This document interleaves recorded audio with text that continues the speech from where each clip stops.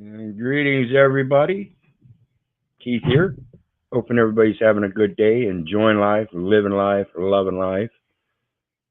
I want to remind everybody, hit that like, share, and subscribe button. There's a PayPal button down there for anybody that wants to share some love.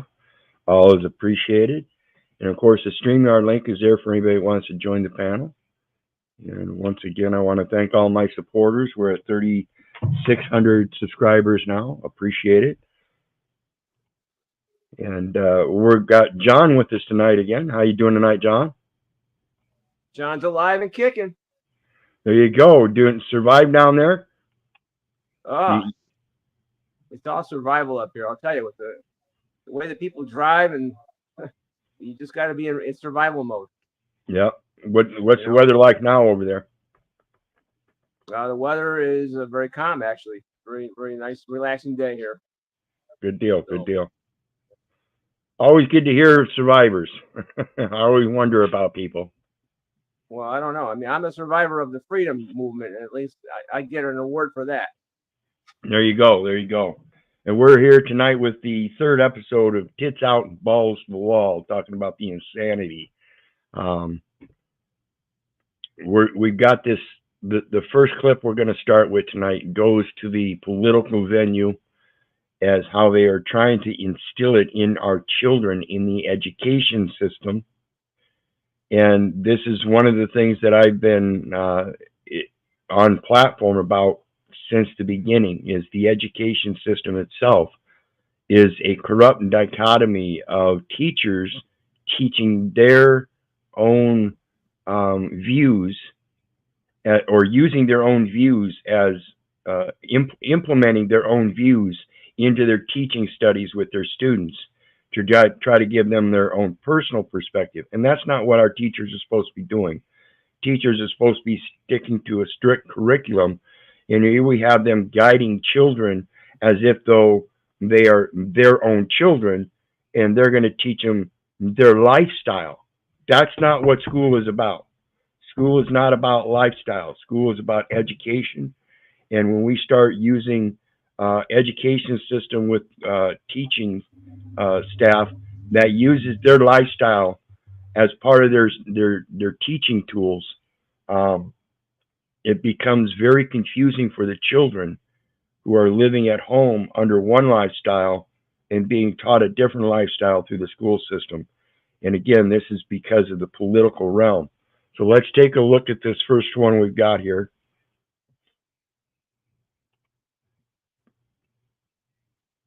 And this is the Hodge twins again. They call themselves the conservative twins now. So go check them out, conservative twins. And here we have,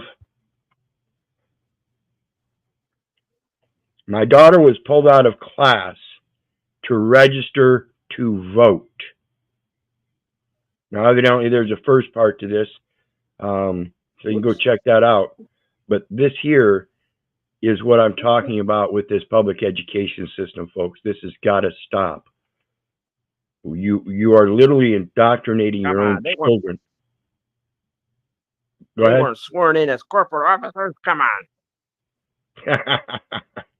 Teachers do take an oath, though. They do take an oath. So let's take a look at this. Oh, okay. Yeah. What's going on right here? Man, teachers are actually pulling kids out of class to register them to vote Democrat. Really? Check this video out. Because I'm pissed right now. Okay, what's So yesterday, you pulled my daughter out of class and you told her that it was mandatory for her to vote.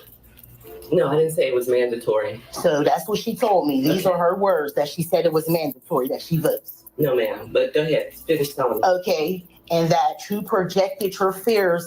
And I've got to say, you know, when it comes to these this public education system, I know for a fact that, or firsthand, I should say, firsthand, I know these teachers lie for one reason or another. And I don't care. Again, that's the main premise of my platform against the public education system is that basically they're doing nothing but lying. Yeah, they teach you reading, writing, and arithmetic, but in every other sense. And we're going to see a video here today on math that is just profound. I can't understand where this kind of math came from. But again, the public education system is an indoctrination system and not a truth system. It doesn't tell anybody the truth anywhere. It is based on history, which I am, in my opinion, believe to be nothing but narcissistic views and writings of the victor over the victim. And insecurities on her, telling her if Donald Trump was elected, Black people would be doomed. Oh, no, ma'am. No, ma'am. So let me say this. I am a minority inspector for 1016. And you know, as a minority inspector, you never, ever, ever discuss politics or your beliefs or anything like that. So can we calm my daughter down here? Because at this point, you're making it like she's a complete liar. My daughter had never told me someone said anything such to her like no, this. ma'am. So this is what happened. I did call her down to register to vote. Okay. So as that supervisor, you're not supposed to be doing so, and then you just admit that you did so.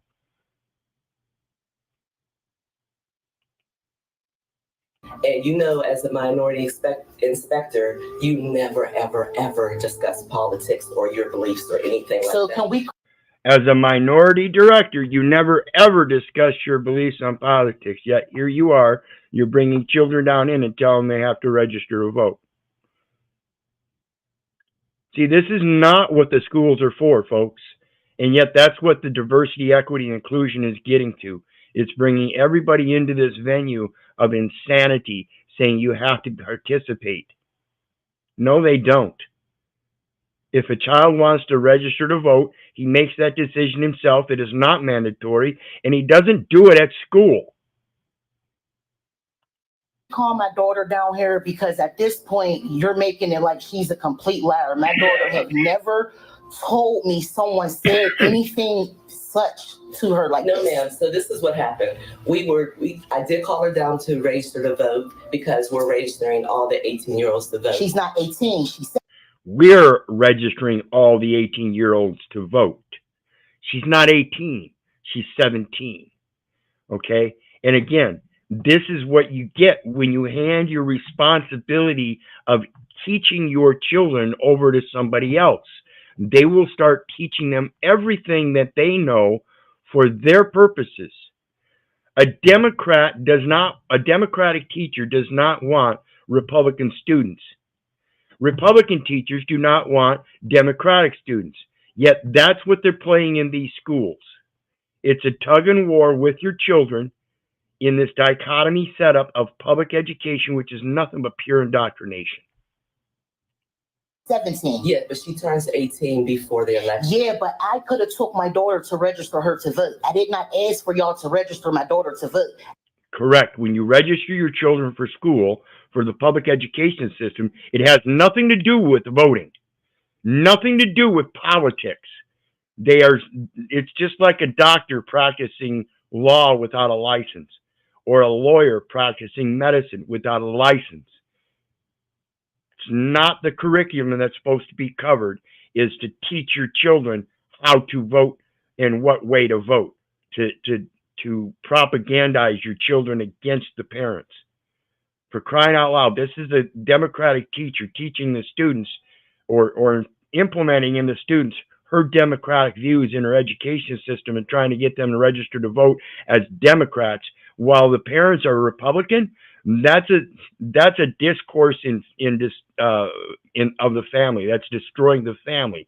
That's one of the base foundations of the destruction of the families. I hope you guys understand this. I have not even spoke to her about the election yet. And I am not a Harris supporter. I am a Trump supporter. Yes, ma'am. So for you to tell her anything, and it's like now you're saying she's lying. So now I want her to come down here. Listen, I'm not saying your daughter's lying. What I'm saying is that I did call her into my office. I did register her to vote. We did have a conversation about it. She did ask me about Trump. She did ask me about Harris. So we started a conversation about, what's going on. I wasn't projecting anything on her. I was just talking about things that are going on in the world. Yeah, did you tell her about the border being unsecure? Did you tell her about all the illegal criminals that's in this country right now? So we did have a conversation about the border, and we did talk about the border policies and all of that. We did have a conversation about everything. So let me just say this. I apologize to you. So again, as a certain officer of this school, and they're not supposed to discuss politics. Here again, she is, after she told this woman that they don't do that. Here she is again discussing the fact that she did. These people will lie to you straight to your face and believe that you didn't see the lie. Wake the fuck up. For offending you, because that was not my intentions. I was not trying to project any of my political beliefs on your daughter or anything like that. That's why I don't know why the conversation was had with. That's why I don't know the conversation was had. You ain't supposed to be talking to my children like that. Consent forms that I signed saying I was okay with my daughter being registered to vote in school. She's still 17 years old. So what consent forms were signed for that? None. Because there really isn't any. We just register students to vote here. At every high school, they're registering students to vote. At every high school, they're registering students to vote. I don't think so. Greetings, Jack. How you doing tonight, brother? Oh, I love you, my friend. Thank you for opening this up and allowing me. I'm long overdue for joining you. And these conversations here, in the thought that comes to my mind is most people, I think, are doing what they think is best. But Keith, there's no denying what you're saying about the systems they pay employees to lie, and this system profits from lies. And state employees, they believe the government is real. Well, yeah, that's because it is for them. They're the ones, like I said earlier, my companion was a special ed teacher just like Margot. They take an oath. They are state actors. So there's a certain set of regulations that they do, in fact, have to abide by. But those regulations do not include your opinions, folks. And when we start taking our political opinions, like I said, as teachers, and using those as part of our implementation of the curriculum, that's crossing lines. You can't do that.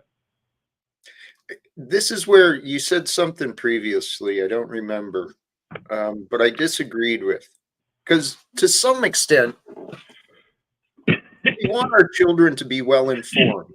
We want our children to understand the world that they're being raised in. And, for a teacher to have conversations about their experience with politics, albeit it is theirs, yes, it is out of line, right? But the other side of that is I disagree with the idea of having so much strictness on employees to do their job, particularly in the realm of education. Because some of the people who find themselves on that path, they truly care. They truly care about the kids. Oh yeah, and don't get me wrong. I know my companion loves those children. She loved those children as if though they were her own children. Yeah, I understand that, but the problem is they don't belong in those schools. Teachers are fine as tutors, but I don't believe they should be going to schools. I think that's one of those responsibilities that parents have given up to the public system, that they should inherently be taking care of themselves. First and foremost is the basic comprehension of teaching their children at the beginning years, so that when they want to go on to a further education, then they can go into an education center when you've already been instilled with the motivation by your parents and had that spiritual context. Then we can set up a school system or send them to a school system where they would learn a trade or something above and beyond the reading, writing, and arithmetics, and leave the political venue completely out of school. That should belong at home with mom and dad with their views, explaining, I've had parents that were, one was Republican and one was Democrat. So it was kind of confusing, but they at least have the ability to do that with their own children. And it's not the indoctrination of a public education system that's not going to teach them the reality of their vote. Well, it's like our forefathers, Jack. Our forefathers took all this upon themselves. They didn't have a public education system. So in order to build a nice, healthy, strong nation, they had to be healthy and strong in their own education, and then as well be healthy and strong in being able to teach it to their younger generation. And that had to be strong enough that that young generation took it and had a strong hold of it as well. Today, we have a youthful generation that doesn't have a hold of politics and is going out there to vote for a popularity contest. That's right. Yes. Well, it's this commercialized world we were born into. It's all corrupted. What you described, the problem of parents. Hello, I'm guilty of what you said. My son was raised by the public school system. I was too tired or too distracted or too whatever, to be involved more than I was. And his mother, I don't know what she thinks, but I know she was a pretty proud Republican for a while, her and her new husband. Yeah. But yeah, politics doesn't belong in schools, folks. Still not 18. She have until the 21st of October, I believe, to register, and her birthday is on the 5th. Right. So we are permitted to register all students whose birthday that happens by the 5th, because that's the date of the election. So her birthday's October 5th, not November 5th. So she. Yeah, and see, we are allowed to register. No, the fuck you aren't. I don't know where you get the concept that you are allowed to register someone else's child. No one. Mom and dad don't even register the child.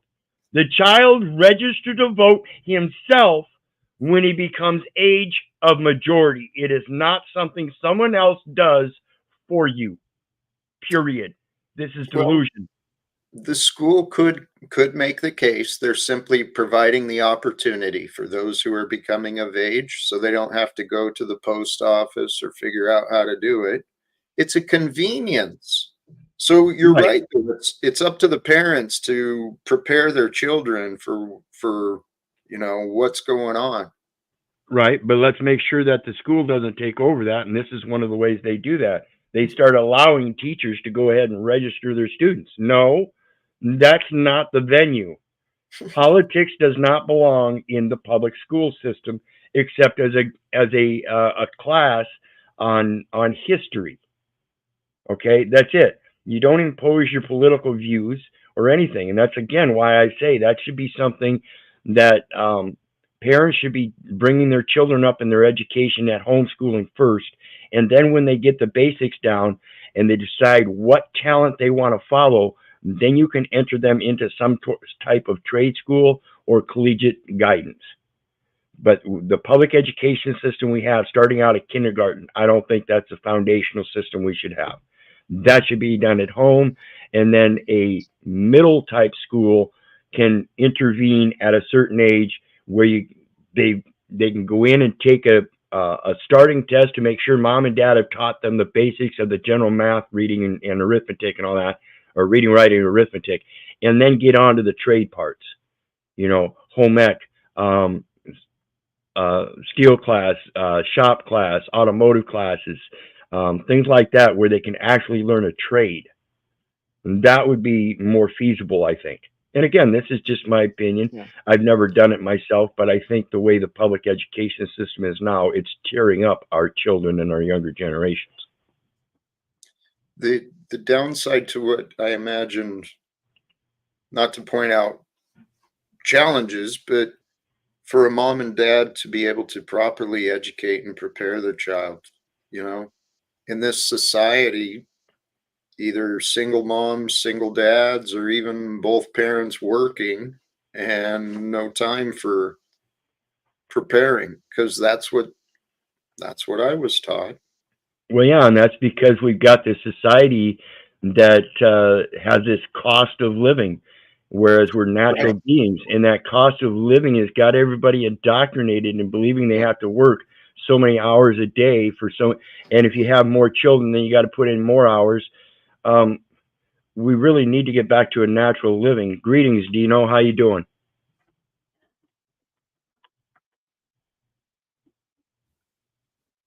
Dino, welcome, brother.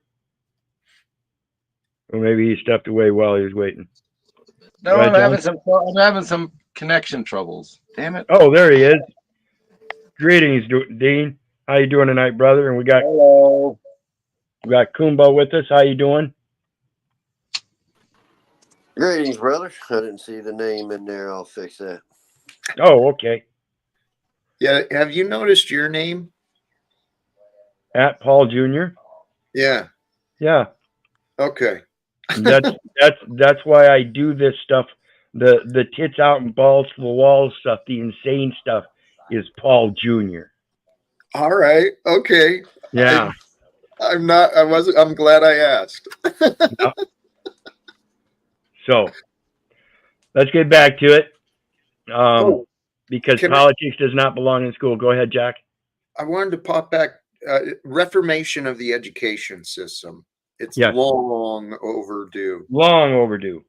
Yes, I agree. The potentials, though, are so incredible because throughout the years, people have learned better methods of educating and teaching. And really, if we collectively as communities work together to provide the opportunities and support for children to learn what they want, dude, they're coming into the world with solutions. They're more connected to the divine than we are. Yeah, that's because those are the creators of tomorrow. Yes. Oh, we have to understand that children are not stupid, and if we're going to depend upon them when our bodies are 70, 80 years old and need them, then we better instill in them the righteousness that we deserve ourselves. Otherwise, we're raising a heathen younger generation that's going to put us to the streets, and we deserve it. No disagreement, brother. When I started waking up to the corruption of these governments and corporations, all the systems I've been obeying, I feel shame for what I showed my son. I really did. But, brother, there's a reason you and I are alive today, and everyone else. We're here for a reason, to make a better world. Yep, and I can only hope the message is heard. Amen. She had until the end of October to register to vote. So that a way I could have took her as her mother and I could have explained to her what to do, to look up both policies without me telling her anything. Right. This is just not right. She was asking me questions, and so I was answering her questions. Yeah, because she wanted to know why did she have to get pulled out of class to register to vote. No, she didn't. That wasn't a question she asked me. She was asking me questions.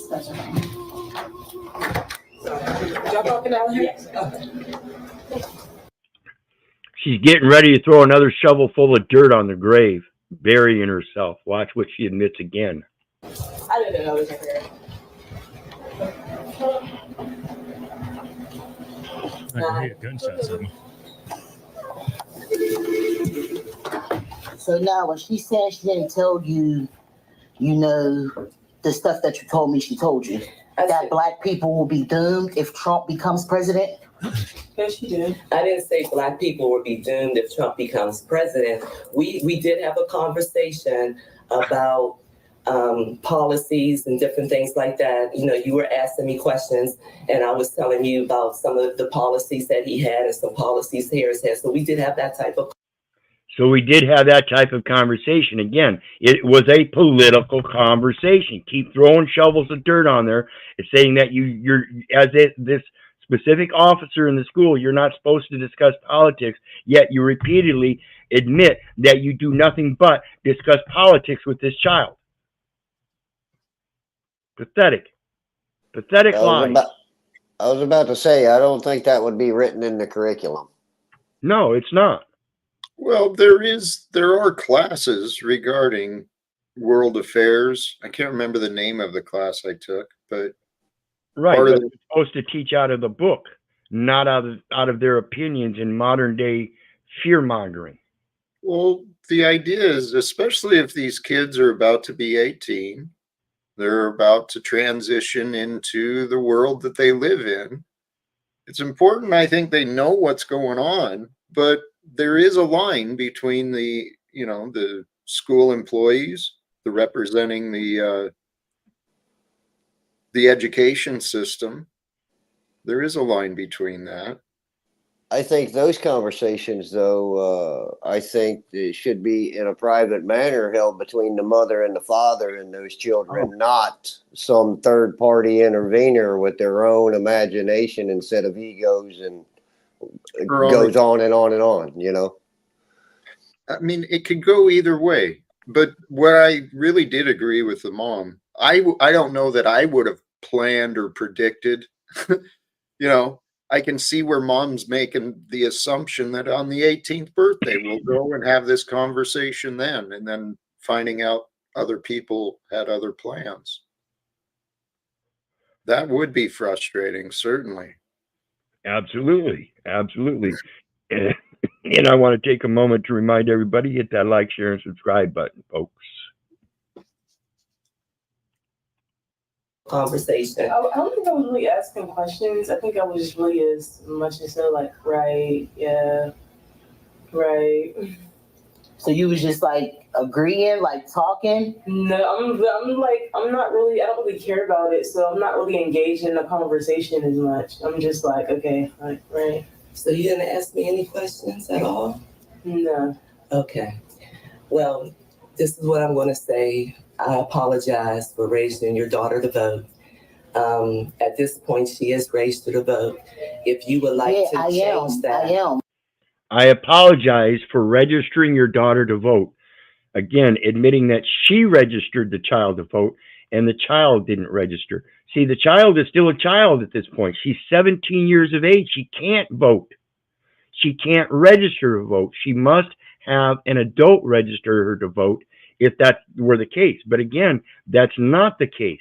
You don't register to vote until you are age of majority and you make that decision yourself. Because it should not have been done in the first place. If you would like to change, anything that's on that form that went in, you're welcome to do that. I know that. You can go online and do it. I know.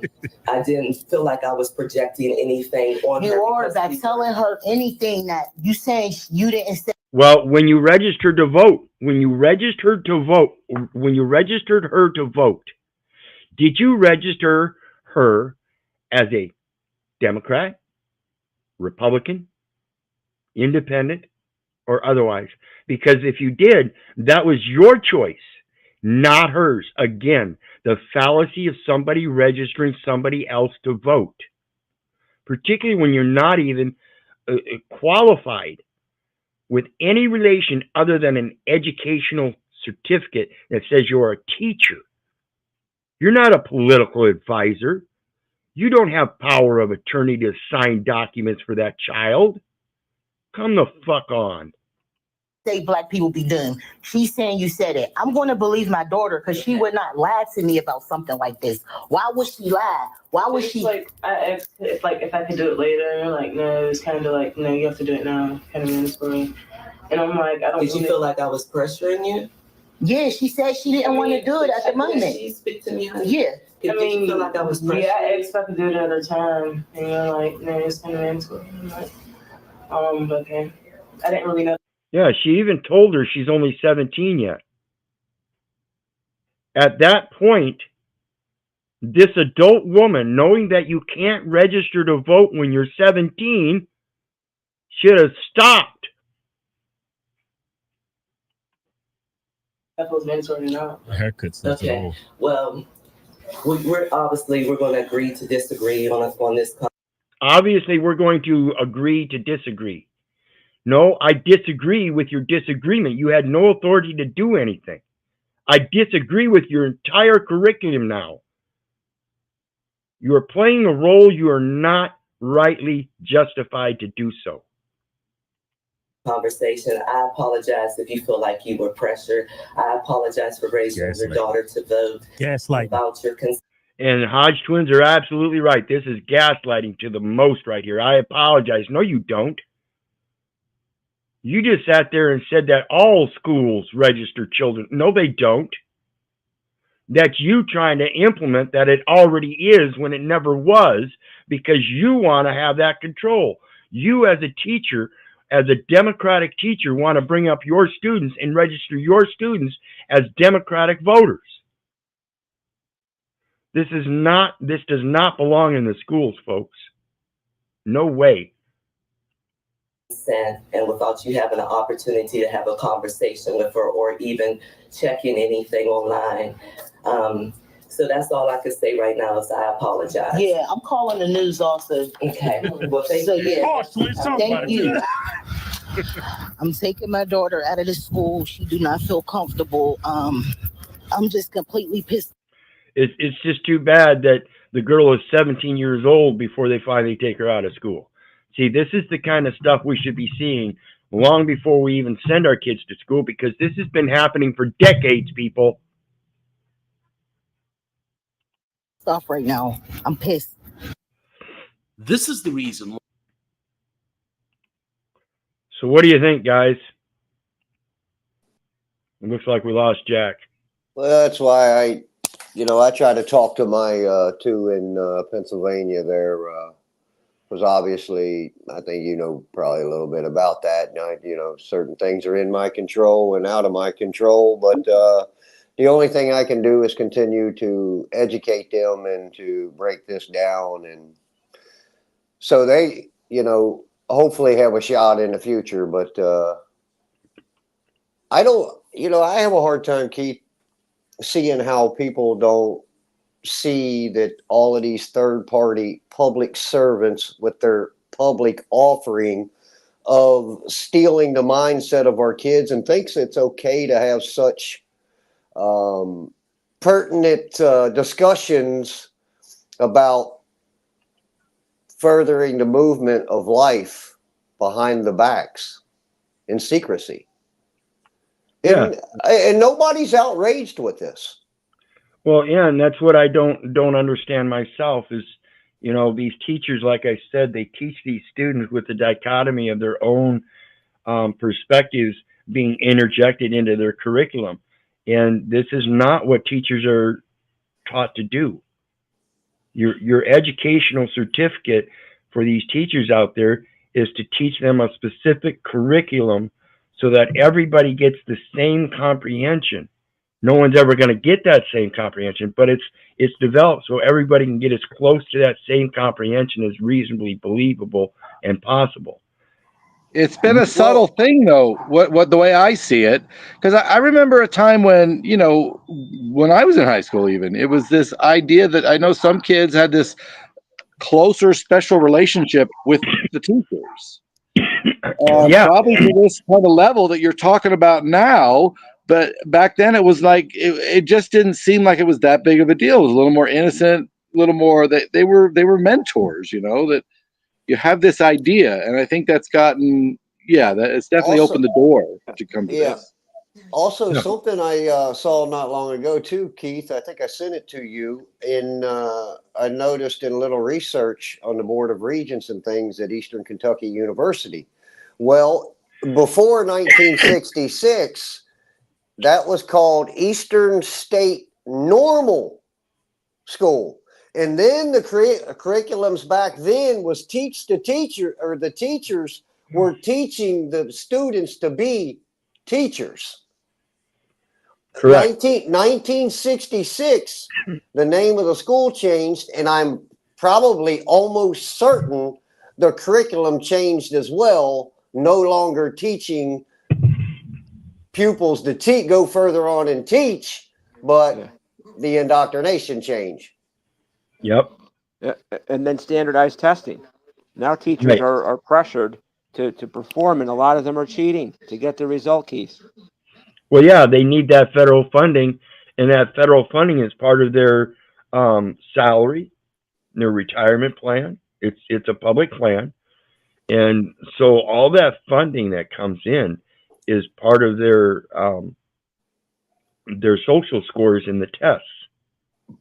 So if the school doesn't do good on the testing, then the teachers do the magic number game and pass certain students that may be having issues, and just hopefully next year they'll do a little better with the next teacher and they'll actually catch up. It doesn't work. It doesn't work. That's the thing about the comprehension. I can explain something to you, but I can't comprehend it for you. And this is the same for every student. Every student has a different level of comprehension according to their own social and spiritual dynamics, their health, their background, their parental background. This is what the statistical record's for that political body, is to determine how much you're worth during your lifetime as an average, normally educated man. Now they're School was just an ordeal. Yep. All that was an ordeal, something I had to deal with and survive, because there were bullies. I was small and scrawny and shy and I was a target. I had to be very fucking careful out there. And it did shape that whole experience. Yeah, I would hope you would see that the bullying comes from the school, not from your centralized neighborhoods. Generally, your central neighborhoods, the kids grew up and got along together. It's when they started getting bussed off to different schools and stuff and having to do with these different dichotomies of political realms and stuff. It's the school where all those differences come about, and it's so drastic and becomes a bully situation. This was a Catholic high school too, no less, of all things.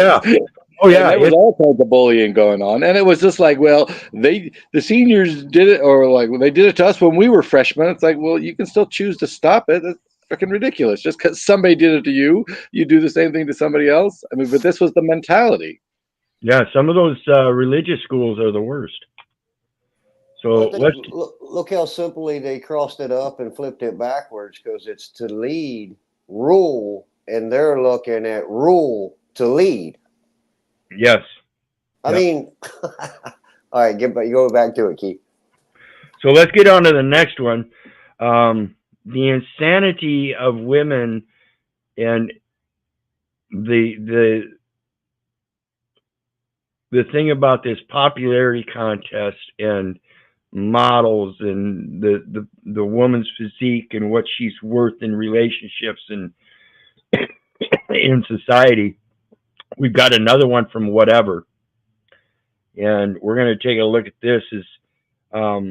These gals are asked to rate themselves on this show on a scale of 1 to 10, and so we're going to take a look at this one and see what they have to say, because it says, "Do you agree she is a 10? Took her years of therapy to become a delusional 10 of 10. She claims she's a 10. Watch this, folks."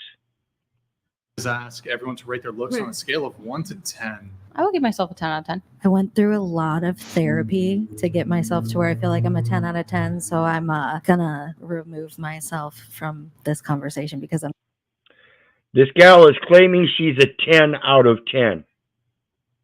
Now, you can't see her whole body figure, but you can tell this is a plus size woman. And ain't no man on earth thinks she's a 10. This is delusional, ladies. I'm not going to let a podcast undo years of therapy. Thank you. I'm a little confused. I had a lot of issues with self-esteem, and I worked through them a lot in therapy. And like part of that is like seeing myself a 10 out of 10. So I'm seeing yourself as a 10 out of 10 when you're not a 10 out of 10 is insanity. You will get the same results day in and day out by not realizing that you are lying to yourself. Go ahead, Dean. Well, this is the whole thing's subjective. This is subjective situation that we're talking about. So maybe she's a 10 to somebody. I mean, really, I get your point, but I'm also kind of just throwing out this idea that what we're talking about is very relative. You know, Right. I've seen enough men with women that I wouldn't have been attracted to, but these women get these guys, and obviously there's something there. So I'm just saying it's Well, yeah, and that's why I say we've got to get rid of this popularity contest and this Barbie doll Ken look and attitude, particularly in the modern day and age where we see all these obese men and women. You know, there are, definitely an issue and a problem. Holy cow! And I see where you can see that as, you know, the guy that weighs you know, he's 6 foot and weighs 300 pounds. He probably sees her as a 10-2 in his world because he can't get anything better than that because of that, you know, and that's one of those subjective things that we have to look at. I agree. But the fact is that people today are so obese and rotund. I don't think that's the natural shape of man. No. I get you. When it comes to females, the hourglass shape, and it doesn't matter how skinny a girl thinks she is and how she thinks she has no boobs, she still has that hourglass shape. So I still say you can work with that. I mean, that works for me. But when they get so big, that hourglass goes away and it's not there. Right. And I've known women like that. And it's like, you know, sorry, I'm just not going to be attracted to you because you don't attract me. I'm just going to be honest. I've always been honest with them, and they didn't like it. But what are you going to do? Yep. And that's why I say, you know, we really have to start digging into the reality of what our spirituality is instead of the manual physical appearances and stuff. They are so much less pertinent when it comes to the reality that this gal sitting here on this screen, she could be look beautiful as she is today, but be one of the greatest heathens out there. You have to quit being deceived by looks. And I'm not saying being deceived by looks means every pretty woman is a heathen. No, I'm saying that you have to look at these people and see their spirituality. It may be a very rotund woman that professes that she's a 10 out of 10 and has a great spirituality that another man could see that, okay, yeah, I agree, she's a 10 out of 10 because of something else. So we have to use that same discernment when looking at these beautiful women and wanting to be with these beautiful women and lusting after these beautiful women. There's much more to life than just the hourglass shape. Yeah, but you know, good luck with that to the younger man. Let's be honest. When we were in our younger days, we all struggled with that. We all went through a little bit of that. I mean, we were designed that way on some level. I mean, I didn't come out wanting, you know, chasing these, wanting to chase women and like you just said, but I remember feeling that way. I remember that being a very big part of life. And right, but I think that comes down to being able to govern, and I think that's the thing that we're missing in our education with this public education system, and mom and dad not dealing with it. If mom and dad took over that part of it and educated their children in that first beginnings, when our children go out and start looking for a mate, they would be able to have that patience and discernment to wait. Instead, we have this younger generation that wants to get out there so early that it's before high school, they're out there having sex. Well, I'll tell you though, my parents were incapable of teaching exactly what you just did. They were broken people themselves. So we probably have generations of broken people having broken children, having broken child. I mean, yeah, I hear you. It was a hard thing to deal with. I'm sure that's been happening all over the world. But, you know, you look at some of the things that some of these families are teaching their children, telling their daughters to grow up, find them a rich man, and it's all about the money, and the same thing with their young boys. Find you a sugar mama, find you somebody that's got money. And I mean, and these people they voted for all this shit. Yep. Well, and part of the problem with people telling their children, hey, find yourself a woman with good money or find yourself a man with good money. They're instilling a failure type attitude of their children. They don't believe their children are the successful ones, so they've got to go out and look for one that is successful because they're not. And that's Correct. the problem. People aren't, as parents, understanding what they're doing to their children is destroying them when you send them out there with that mentality. Yeah, but the society hasn't made it easy. I mean, it's expensive. That's why they did it. I mean, you've got both parents out there working, so they can't be there for the children. They can't be there to raise them.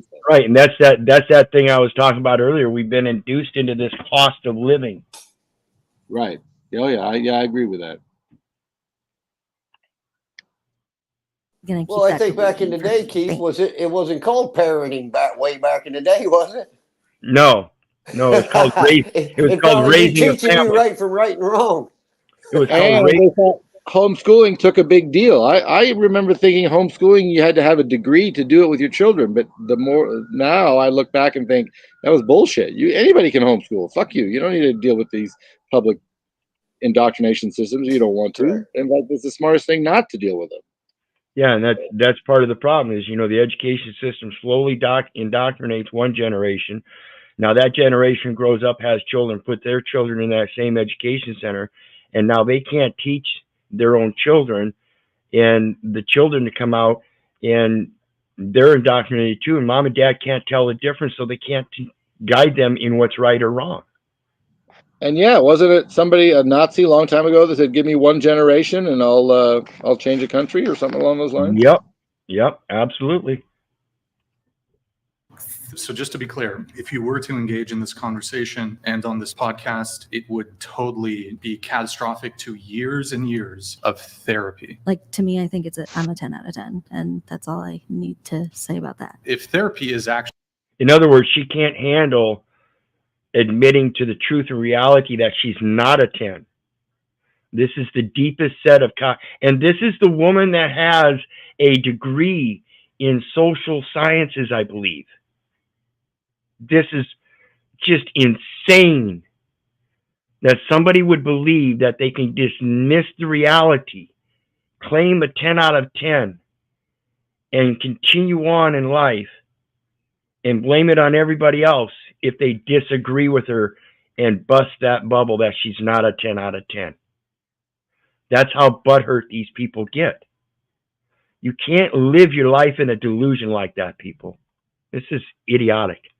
Insanity. Actually effective. How would having a conversation undo years and years of therapy? Didn't I tell you I don't want to talk about this because of my mental health? Like, I'm going to draw a boundary here and move on. So she's got mental health issues and she's a 10 out of 10. Wait a minute. Something's not adding up right now. Exactly. She's adhering to a 10 out of 10 Barbie doll, Ken doll situation, saying she's the 10 out of 10, knowing that it's not real and that it cannot be discussed any further, because if it is, and she has to reconcile that she is not a 10 out of 10, the only one it hurts is her. The argument, though, or the opposite point of that is there's nothing wrong with her loving herself. Even if she's delusional to that level, Correct. If you want to love yourself and show that you love yourself, the first thing you do in doing so is show that you are true to yourself. In being true to yourself, you have to admit to certain objective realities. And that's what these people don't want to do. There it is. It took a long time to get to that, though, because people used to tell me, "Dean, your body's a temple." And I've had this dis-ease since I was 15. And I had to argue, no, my body's a testing ground at best, based on this shit I got to deal with. I'm sticking needles in myself all the time just to live. That's not a fucking temple. There's a problem there. And I don't know where that came from, but it had to have come from my creator. I had to accept I was brought into this world with this ability to live, basically. Yep. So what do you do with that? So it took a long time to understand that. But at the same time, because of that, I did treat my body better. And I don't have these similar issues. Like, I don't have weight issues because I'm not overweight.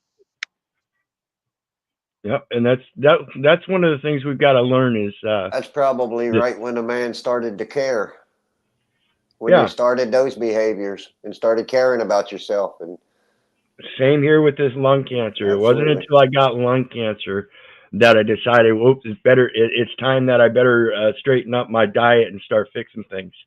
And it's still scary to this day, you know. That cancer situation is something that you hear these horror stories where even though people have digressed from it and seem to be on this path of recovery, and then all of a sudden it comes back again a year later. So it is a situation that you have to understand. It's nobody else's responsibility. It's yours. You have to be the one that takes care of that temple. And again, it goes to that knowledge. There's a lot of misinformation out there, and a lot of that misinformation is put out by the medical society. I don't care who the fuck says what. Those are synthetic medications. And that is misinformation in regards to taking care of your body naturally. Oh, dude, it goes so much deeper than that. I can't tell you how many alleged professionals that would tell me shit that I knew was categorically wrong about my condition. They were just so ignorant about what I have to deal with on a regular basis just because they were based on their training, and they don't know what it's like to live on a day-to-day sort of thing. And Absolutely. it's Well, a big see, problem. And that's the sad thing about it is, I mean, that's all the cutting corners. When these people are vindictively keeping things from you to profit off of that, they're no different than the painting contractor that is watering down the 5-gallon bucket of paint and charging you full price. Exactly. And actually, that was where I got very lucky at a young age. I got a good doctor. He sat me down. He said, Dean, you can do this yourself. And here's how it works. Here's how what you're taking works. Here's how the food works with what, and he laid it all out. And it basically has saved my life. It's what I still use today. So I think most of these people are chasing the dollar and the luxuries of that instead of the actual compassion and care of one another. I don't give a shit about nobody. Most people that I've seen, but I see changes too, though. It's actually gotten worse for people that have the same problem I have. Is they've got them convinced they need these analog insulins that cost them hundreds and hundreds of dollars a month. You know, you've seen these things online. These people are saying they're $700-800 a month for their insulin because the doctors are convincing them they need these special insulins. But the same stuff you can get at Walmart for $25 a bottle will keep you alive with the same condition. And you can afford that. That's much more affordable, even though we shouldn't even have to afford it because we need it to survive. Without it, we die. So there's a whole fucked up system there. But yeah, they've made it worse. I've met people who thought that the cheaper stuff was for dogs. They're convinced they've got to pay these hundreds of dollars every month just to survive on this stuff that you can get for $25 a bottle if you just understand what you're doing. It's really crazy. Yeah, and it's amazing how few people will take upon that thing of instituting that knowledge in themselves. That's why I say, again, my platform against this public education system is vehement for a reason. We have to start instilling in our children, not just in education, but the principle of continuous learning throughout our entire lives. We've got a public education system that indoctrinates us to remember things so that one day we can sit back and do nothing. That's bullshit. So I think that's kind of where we all kind of fell short throughout history, was becoming and laying stagnant and not continuing full speed ahead to fulfill that will to live out that legacy. Yep. And that's why, again, I think it's so important that we as parents start taking over that responsibility again, because that's the inherent foundation of letting your legacy extend from your family. By sending your children off to school at fucking 4 or 5 years old, you're destroying that, in my opinion. Anyway, let's look at another one of these wonderful policy enforcers. No, I'm going to hold my phone. I am going to hold my phone because I have my rights. My mom worked for the sheriff's department. She still works. So I don't care. Do you hear this? Do you see this? I do not care. I do not want you to have that phone in your hand. I do not want you to have that phone in your hand. Of course not. You're a fucking coward. You approached a passenger in a car, which you're not supposed to. If it's a traffic stop, you deal with the driver. So now here he is demanding ID and telling the passenger she has to put the camera down. No, she doesn't. That's far more like a tyrant than a coward, but sure. Yes. But that too. Yes. This is a beta cuck tyrant. And in his cowardly practice, he is telling people that he does not want them to have their phone in their hand because he's scared it might hurt him.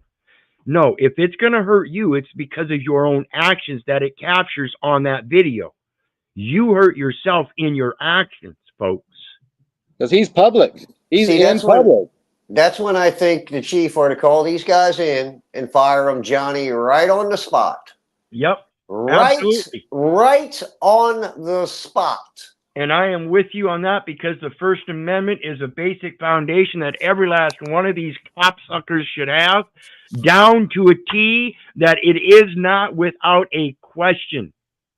Absolutely. Without a doubt, a violation to even request them to put the phone down.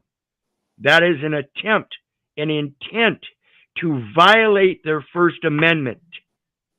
You have no right to even ask them.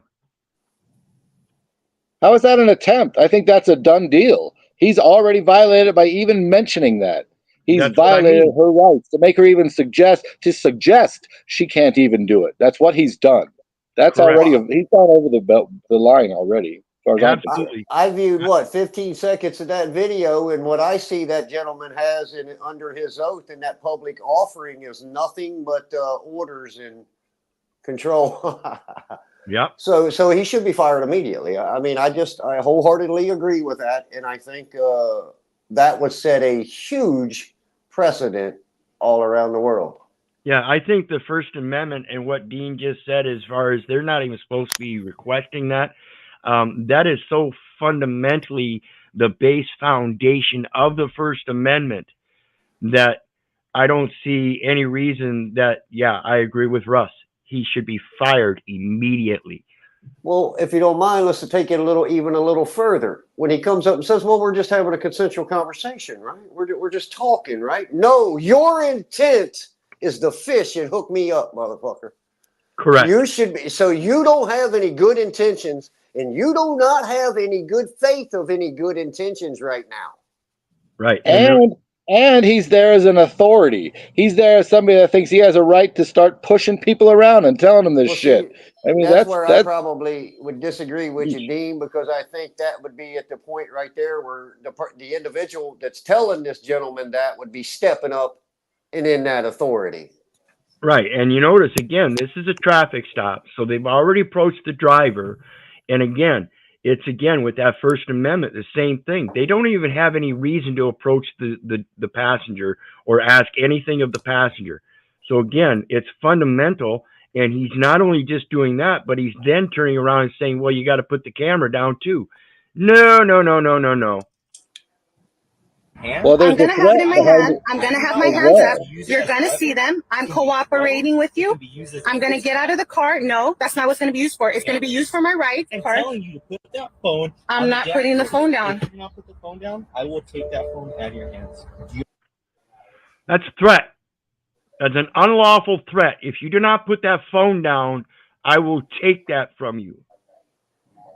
That is a threat of burglary. He has That's to go assault. into the, that's not assault.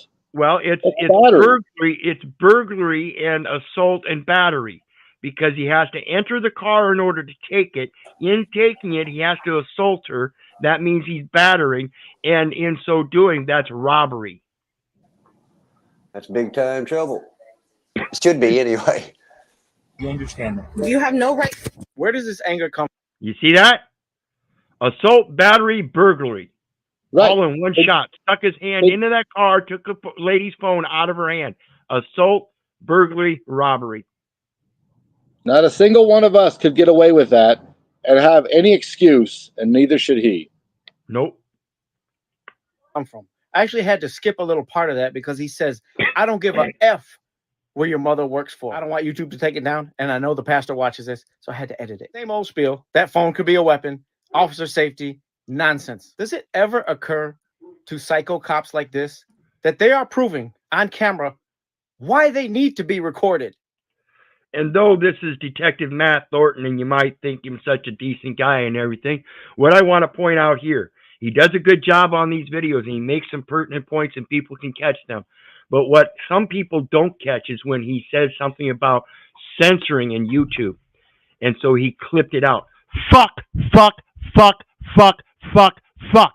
Censor me, YouTube. Fuck you. Okay? So again, they're trying to instill this fear about being able to express your First Amendment. Okay? Don't let them do that. Did I tell you, guys? Absolutely. Keith, did I share with you that they YouTube took down my cotton picker channel? And I didn't even know it because it's not even really a channel. There's nothing on there. It's just basically, backups or whatnot. And sometimes I'll go in and comment on them where I'm blocked or whatnot. But I was going through my email and saw it. So I just, thank God it was in time for an appeal. I still had time for an appeal. And I appealed it. And I said, not aware of anything like that. Please provide me the evidence you used in claiming your authority to block my First Amendment free speech on this platform. I look forward to hear from you. Hell, it was back up in about 2 hours. Yep. Absolutely. Mention the violation, First Amendment violation. Absolutely. I'm not aware of that. I'm sorry, I'm not aware of that. Please provide the evidence that you used to claim your authority and take it down. Blah, blah, blah, blah, blah. And see, when it comes to creator content, they would have to be able to evade or avoid Article 1, Section 8, Clause 8, where the Congress is the one that helps provide the protections of creator content, the authors and inventors of their original works. This is an original work. Just because I'm reviewing other works doesn't mean it's not my original work of review. And so in that, they have no authority from me. From me. They didn't have a first-hand consensual conversation with me. And if they have no evidence that I myself violated the First Amendment, then they can't use the First Amendment as a reason to take down my postings. Period. Well, couldn't we also use, Keith, in the same, I guess it'd be in the same aspect as that, because obviously, a lot of these guys say First Amendment auditors and all of this, and you got your auditors office and all of that shit. But really, couldn't people just review everybody else's shit and give an audit report of what they believe to be factual and not factual within their report of the audit? Well, that comes down to the intelligence of the people, the intellect, the comprehension of the people.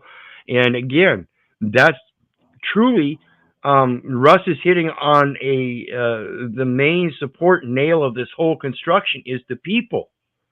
The people are the ones that are supposed to have that ability, that cognitive ability to have oversight and do those reviews of their government. Well, once it's out in public, or if it's a public thing, then of course you have a right to do whatever you want with it and use it as part of your original content. Let's say, for instance, we run across that video a minute ago. Keith and I agreed on the gentleman should be fired immediately. As soon as a member of the public that these people work for, and we review some of these files and we see that, we should be able to call in, set it up, out of there. Either try to correct it or get rid of it. You could, and that would just involve making the complaint, and then when the complaint gets ignored, then you get them for misprision of felony, basically. Well, and in those reports and stuff, that what you're looking at is a review of the news media, not just the dispatch and the internal recording, but the news media. And again, that's why I urge. It's the people's responsibility to maintain that oversight ultimately. Mm-hmm. That's why we have these people pushing this First Amendment audit stuff. Well, I think it'd be safe to say that the people are the vital organs within the political body called government. Correct. Well, they know it, and it's in their writing, and it's in the writing when it says that all political power is inherent in the people.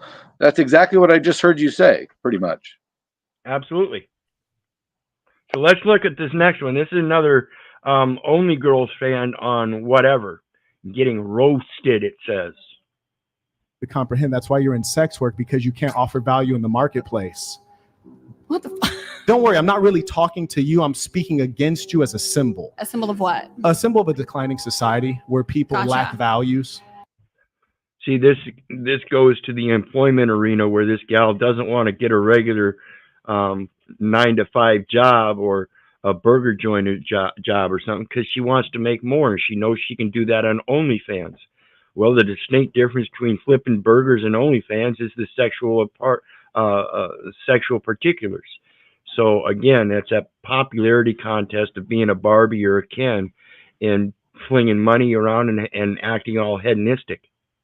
Mm-hmm. Well, but it's also the internet that's allowed these people to get famous and make this kind of money, because you're not going to do as well working a burger flipping job. You're not going to be able to afford your own place and afford a car and the insurance and all the other shit this fucking society throws at people to afford. It's not even feasible anymore these days. So this is also driving people to this kind of work, if you will, to just flash their tits to get paid. Why wouldn't you? I mean, why would you struggle if you didn't have to? Well, and another one of the effects is that people that don't have the money to pay for that $15 burger now, because see, the burger joints and restaurants and stuff, they're all trying to keep up with this stuff. Now that they have more women making this kind of money and more people making this kind of money on the internet and stuff, they have more money to spend. So they're going to get that class of people by raising those products. And the class of people that's not going to partake in it are the ones that are going back to the natural lifestyles and stuff. The ones that are avoiding the monetary system and finding different ways and means naturally. This is creating a two distinctly different classes of people, not persons, people. We now have people that are realizing the truth in such a great respect that they're going back to that natural living. They're creating those communities again. They are rising. So pay attention. But let's get back to this, because he's going on and says, if you had an IQ. If you had IQ and skills to offer to the marketplace, you can earn a good income. Being that the most valuable thing about you is something that you never earned. You didn't earn knowledge, you didn't earn skills. It's your breast that you're paid for and your butthole. So you market that to earn money, which is to say, if I took your brain and placed your brain into a man's body, you would be in poverty. I'm just good for nothing. Yep, you caught me. No. And it's not that she's not good for anything. It's because, like I mentioned earlier, the continuous learning throughout life. They think that, okay, now I've got a money bag. I don't have to do anything else but this. And they contemplate nothing else in life. And they get centered on their breasts and their butthole, like this guy says. Well, what do you think is going to happen to all that money once those breasts are sagging and the butthole is loose? You think you're still going to be an OnlyFans? You think that money is just going to still keep dripping in? They tank won't be around no more. Nope. Oh, you are good for something. That's why you have OnlyFans. And that's my point, is that that's what you're good for. A lot of things will be hard for you to comprehend. See, and a lot of these women, if you watch whatever one time, a few times, you'll find out there's a couple of sets of questions that they like to ask them. And one of them is to grade themselves on a scale of 1 to 10. Another one is to ask them, well, do you think you'll look better in 10 years from now, 20 years from now, 30 years from now? And you'll hear delusional women saying, yes, yes, yes. When I'm 60, I'll be better looking than I was at 20. You fucking lie to yourself so bad. That's your problem. You've got to stop lying to yourself. So let's look at the next one. How banks are stealing money from you every day. Pay attention, folks. What was the most amount of money that you made in a single year? $600 million. $600 million. And what happened that year that you did 600? Sold a business. You sold a business. How much did you sell the company for? $600 million. Have you ever been broke before? Oh yeah, I went broke because the state of Texas, who I had a contract with, refused to pay me and filed a sovereign immunity against me and stole $30 million of my money. Would never do business with the state. So the state of Texas, did you hear that, Dean? Russ? John? I did. I actually read something about some of that. A sovereign immunity case. How does the state push a sovereign immunity case? See, they're the ones claiming sovereignty as a corporate fiction. You can't have sovereignty. Well, I think people will be quite surprised to see the difference in the difference of the sovereignties versus the monarchies and everything else. Absolutely. I don't even think most folks have a clue of really what's going on here.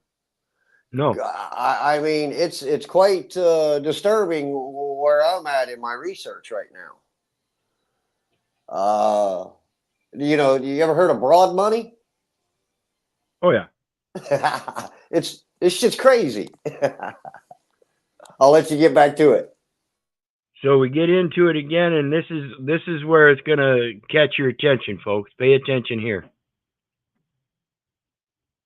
State of Texas again. If you're an attorney, you know about this. But let's say you're in a negotiation, you're at the table with that person, and it's not going your way. What's your best sales and negotiation advice for anybody in business? I'm going to answer the question like I would handle it. If I had a client, I was trying to get him as a customer, and it was very difficult, I'd get up and walk away. I would fire that customer. And what are you doing out here in Las Vegas? I'm at the Co-Create conference. What's a lesson about money that banks don't want people to know? That they're stealing from you every day. What do you mean by that? Oh my God. Every time they take money from you, they borrow money from the feds at 0. They sell it to you at 10%. Then they tell you you're not qualified because you don't make enough money.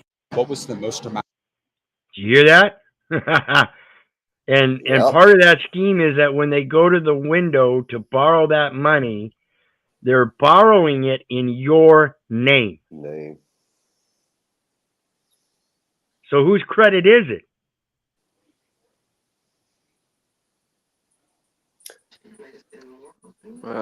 Supposedly they invest it too. I don't know if that's true, but well, yeah. I would like to have some deeper conversations on that at another time. I don't want to interrupt your stream here, but that's what I was kind of hitting at when I hit you up on Messenger with some stuff that I've run across. Well, the basics here, guys. Excuse me. The basics here is that when you go to the bank and you get a loan, you sign that documentation. That name on that documentation is your name. And they take that to the federal discount window, and they access the account with that name and that number. You gave them the Social Security number too, right? So they access that account, and they access the credit side. Now, the credit side is you borrow $500,000, okay?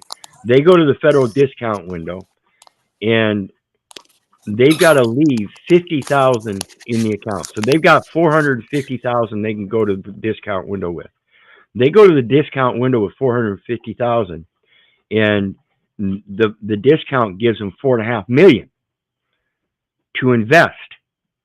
And in the investment, the turnaround in a 90-day investment should give them that 10%, that $50,000 back. So now they're square with the table, and they've got their money, and they give you the money that you believe you're borrowing, and they claim that as well in a cloned account, and it sits there for them as an asset while you sit there and make monthly installment payments on an interest. That loan is paid off when you sign that document. You just didn't sign it in the right qualification to let them know the routing. Because that's what they did when they went to the discount window, is they rerouted it because you didn't give them a direct routing. That's as simple as it gets. Have you had any success with any communications with them in processing that paperwork properly? I've not taken out any bank loans. No. Not since I was young and got my first car. My mom and dad co-signed for me. Yeah. But anyway, So Keith, they're doing that without like a POA or any authorization, like Form 89. That's amazing.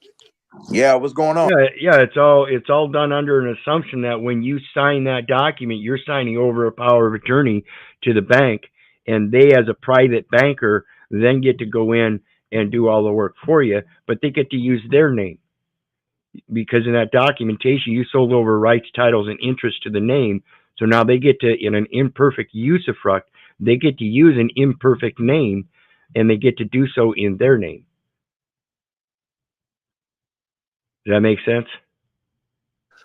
So no, but I mean, I'm just kidding. It's just all screwed up. Well, that comes to a new word that I was kind of interregnum. Have you heard that word, Keith? Interregnum, which is an internal between two range, literally between, and that's what they're doing. They're going between. Right. And you're entering reg numbers. Right. And Tribe says it down here. Banks don't loan. They purchase securities. Yeah. So when you sign that document, what you did was, like I said, you sold off your rights, titles, and interests on that paperwork. You didn't clarify that it wasn't a sales agreement, but rather a credit agreement. And But then that still sign gives it with... But that gives them no right to go do it, Keith, just because we didn't qualify.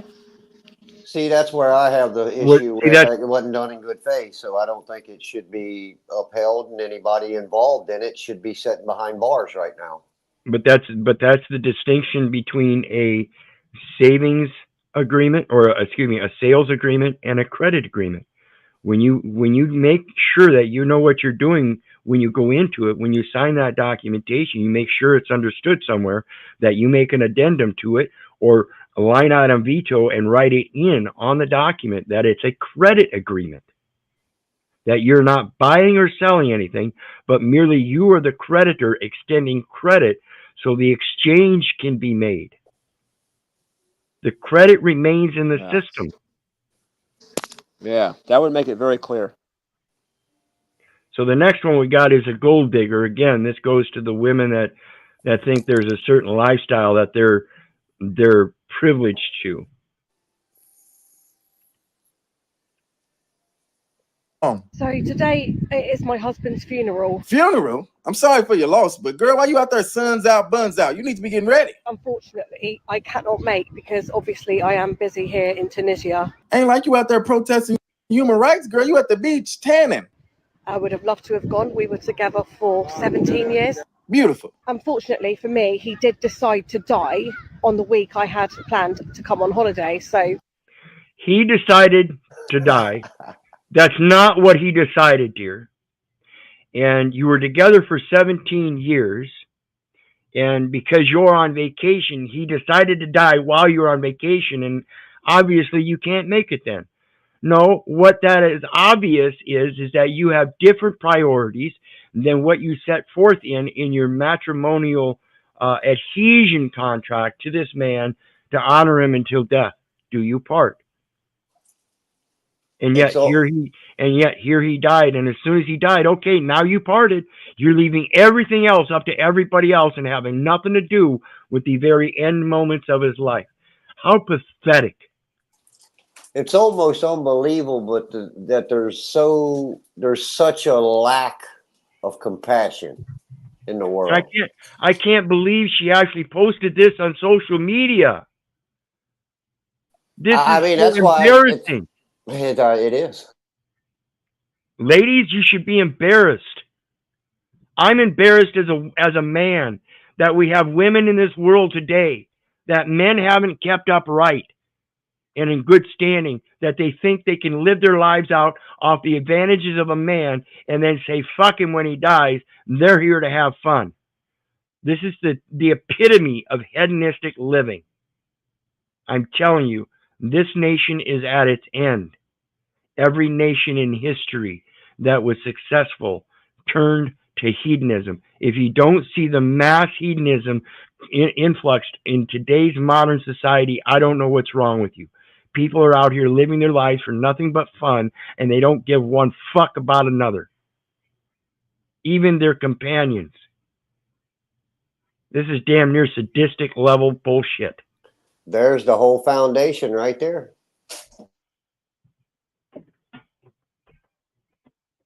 I did make the decision not to go. Say what now? I need a holiday at the end of the day, and my holiday is way more important than sitting in a church watching people cry. I would love to give him a good send-off, so I'm going to get absolutely drunk tonight with this new guy that I met. I know this. I'm going to get absolutely drunk tonight with this new guy I met. And that's how she's going to honor her old partner, is to remain in her hedonistic ways because he was blind to it. This is pathetic. This is the nature of people today. It's sickening. I'm going to raise a glass for you, Jeremy, because you were an amazing husband, very rich. Amazing husband, very rich. That's what was so amazing, was that he was very rich. And that's why she's on this vacation, because it wasn't her money, but his. I can't wait to do the will reading when I'm home. You going to do the what? I have made sure I'm going to be home in time to do the will reading, because I would not miss that for the world. Because I would not miss that for the world, because of course what? Obviously, I am due to get a lot of money. So money.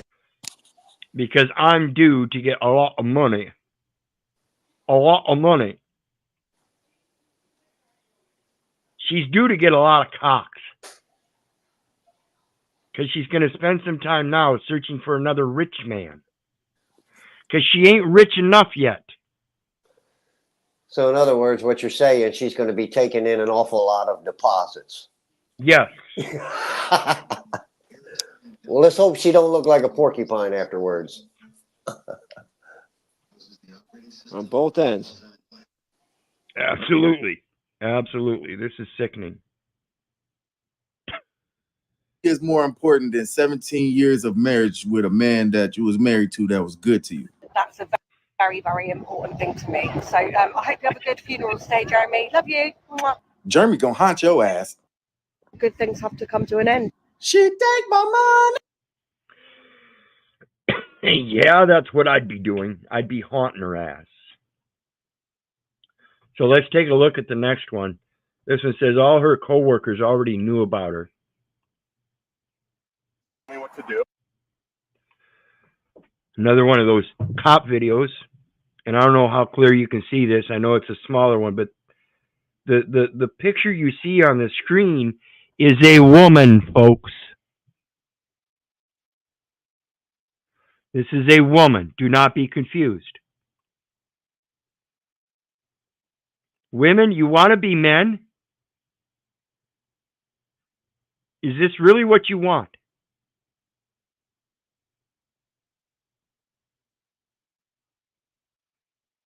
This makes me sick. Yes, I do. You don't. Why are you yelling at me? Because I have every right to right now. What's your badge number? I have every right to right now. See, I don't give a fuck what kind of rights you think you have while you wear that goddamn clown suit. You have an obligation. Number 321 Guerrero, G-U-E-R-R-I, make sure you spell it right. If you're this scared of a guy in a swimsuit, I've been here for 20 years. You're terrified of a guy in a swimsuit. I didn't do anything. Been here for 20 years. I wonder if she started out acting like that for 20 years. Did she? I'm sure she was looking like that 20 years ago. Maybe a little bit younger, maybe a little bit thinner. You know, that uniform that she's in, she seems a lot thicker and a lot broader than the guy she's standing next to. Okay. But if this has been going on for 20 years, this is insanity. You can shut your mouth. They just detained me. I explained. There's no guns. That guy I don't has a detain gun. anybody for no reason. Then what reason? Because I What told crime you. did I commit for Can you you to detain shut your me? mouth so I can explain it to Are you? you in charge of this lady? I will fucking guarantee you that this is the type of cop who's been like this since the moment she realized she has authority and no one's going to stop her. She's the type of person who makes the sexual innuendo jokes at work, even though it's against policy. But if you do, she's going to file a complaint because she's LGBTQ. Absolutely guarantee you command staff knew about her and her behavior, and she's always had an attitude problem, but they were afraid to discipline her because she would then file a fucking harassment suit against them for discrimination. This is just more proof. Female cops are a liability. And that's what I'm talking about with the diversity, equity, inclusion, guys. With the diversity, equity, inclusion, they know that they're open to lawsuits, but at the same time, I want you to understand the other opposing side is that these people hiring these diversity, equity, inclusion people, the ones that actually know what they're doing up there, those diversity, equity, inclusion people are the ones that are going to get thrown under the bus. As we see here, the police officer was fired and sued for $1 million.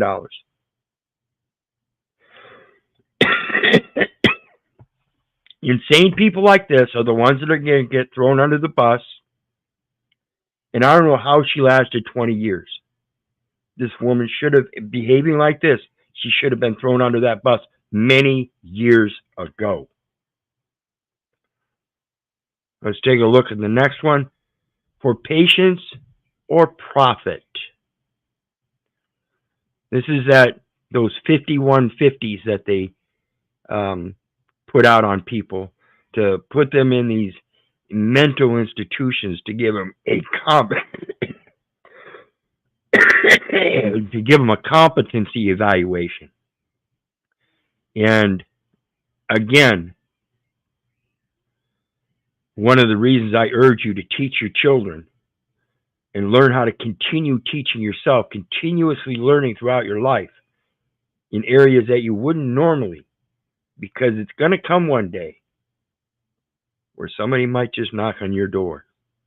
And in your cognitive dissonance, you're sitting there watching the boob tube and somebody else's dramatic or comedic life, because yours is so highly evolved that you get to do so. And then when the lights and sirens sound, you look out the door and you see them down the street arresting people. That happens day in and day out. When do you think they're going to come to your door? Oh, while you believe that all these other people are committing crimes. No, they were doing the same thing. They were sitting on the couch watching the boob tube of somebody else's life, eating the processed foods and drinking the poisonous drinks. And then when they saw the lights and sirens, they too looked out and saw them arresting people. But they did the same thing you're doing. You go right back to your couch and do the same goddamn thing. They're going to come for you one day. They don't need an excuse. They need everybody under their control. So one day they will come. They need you to serve and worship them. It makes sense for me to be brought to that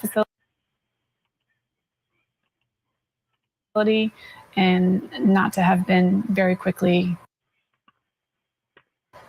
released. She says she was stuck in a Pasco County mental health facility for 7 days.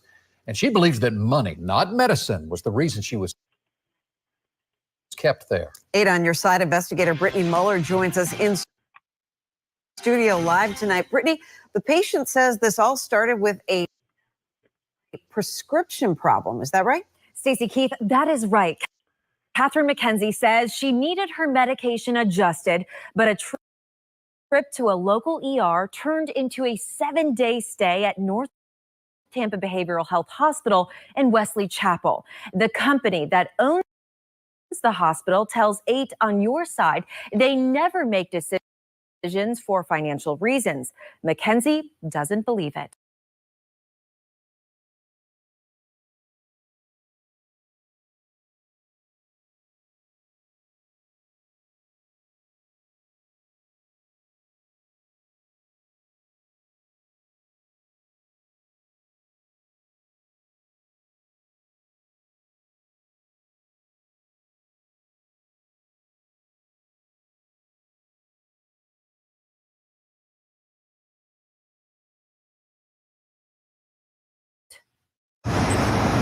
Catherine McKenzie says the very site of North Tampa Behavioral Health Hospital brings back terrible memories. The perception of the outside, it almost looks like a resort.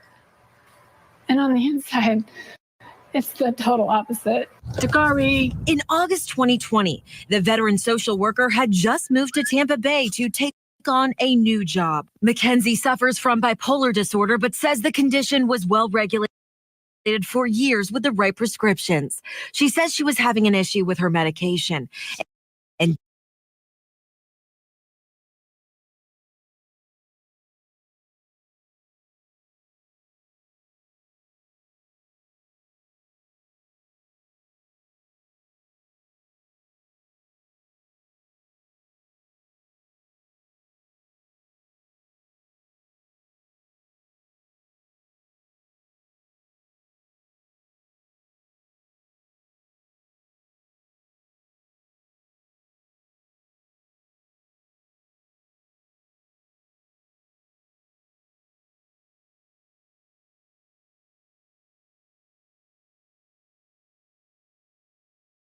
didn't yet have a local psychiatrist to consult. So she went to a Pasco County ER for help. The staff referred her to another local facility instead. Because I was just continuously being told that it was not a Baker Act. And then I did go into the transport and was taken to another facility.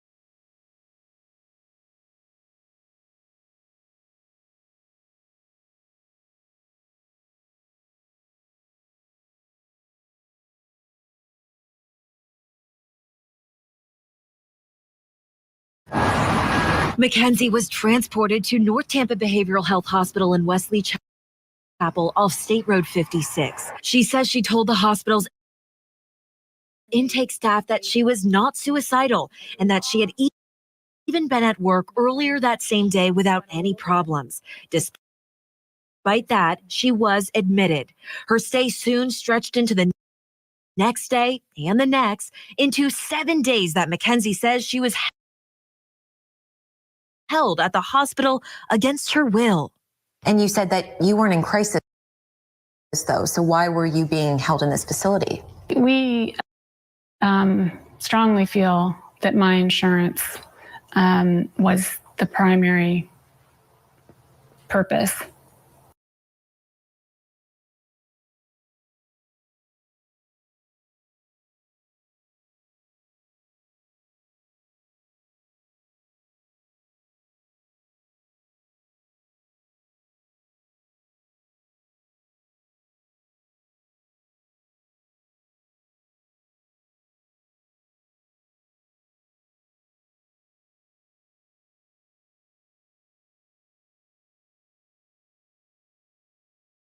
To continue my stay.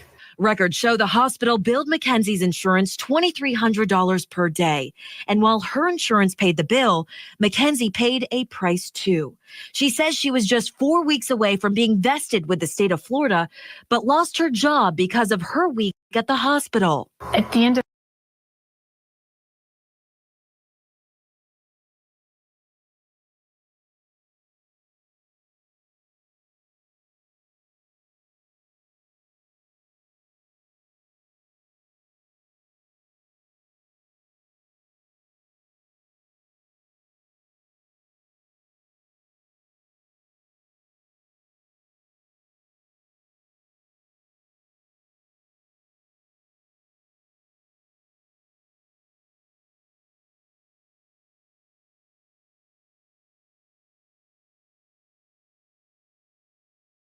of the day, it came out to be over $13,000 that they got out of the week. That's a lot of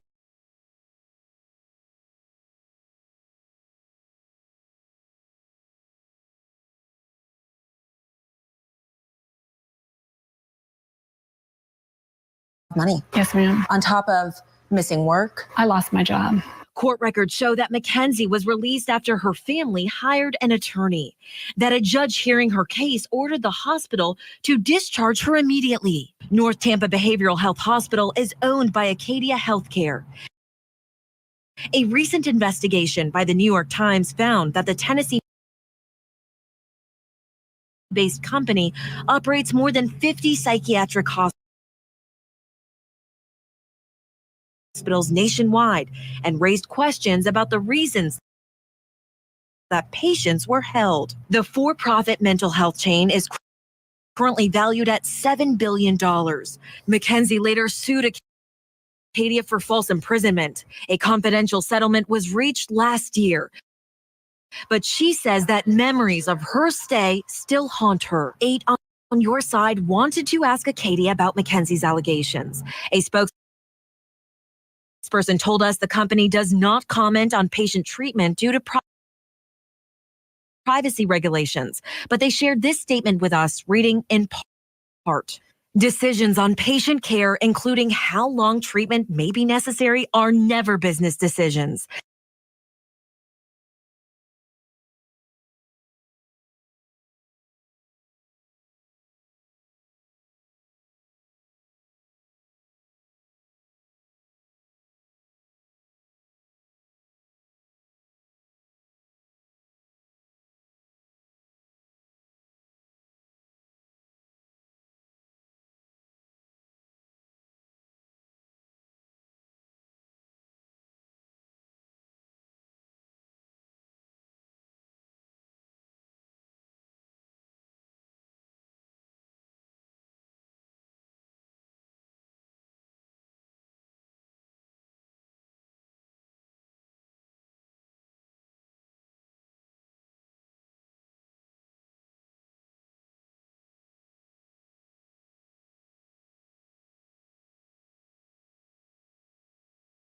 They're medical decisions made by licensed physicians and care clinicians in accredited, regulated healthcare facilities based on medical necessity and associated legal requirements.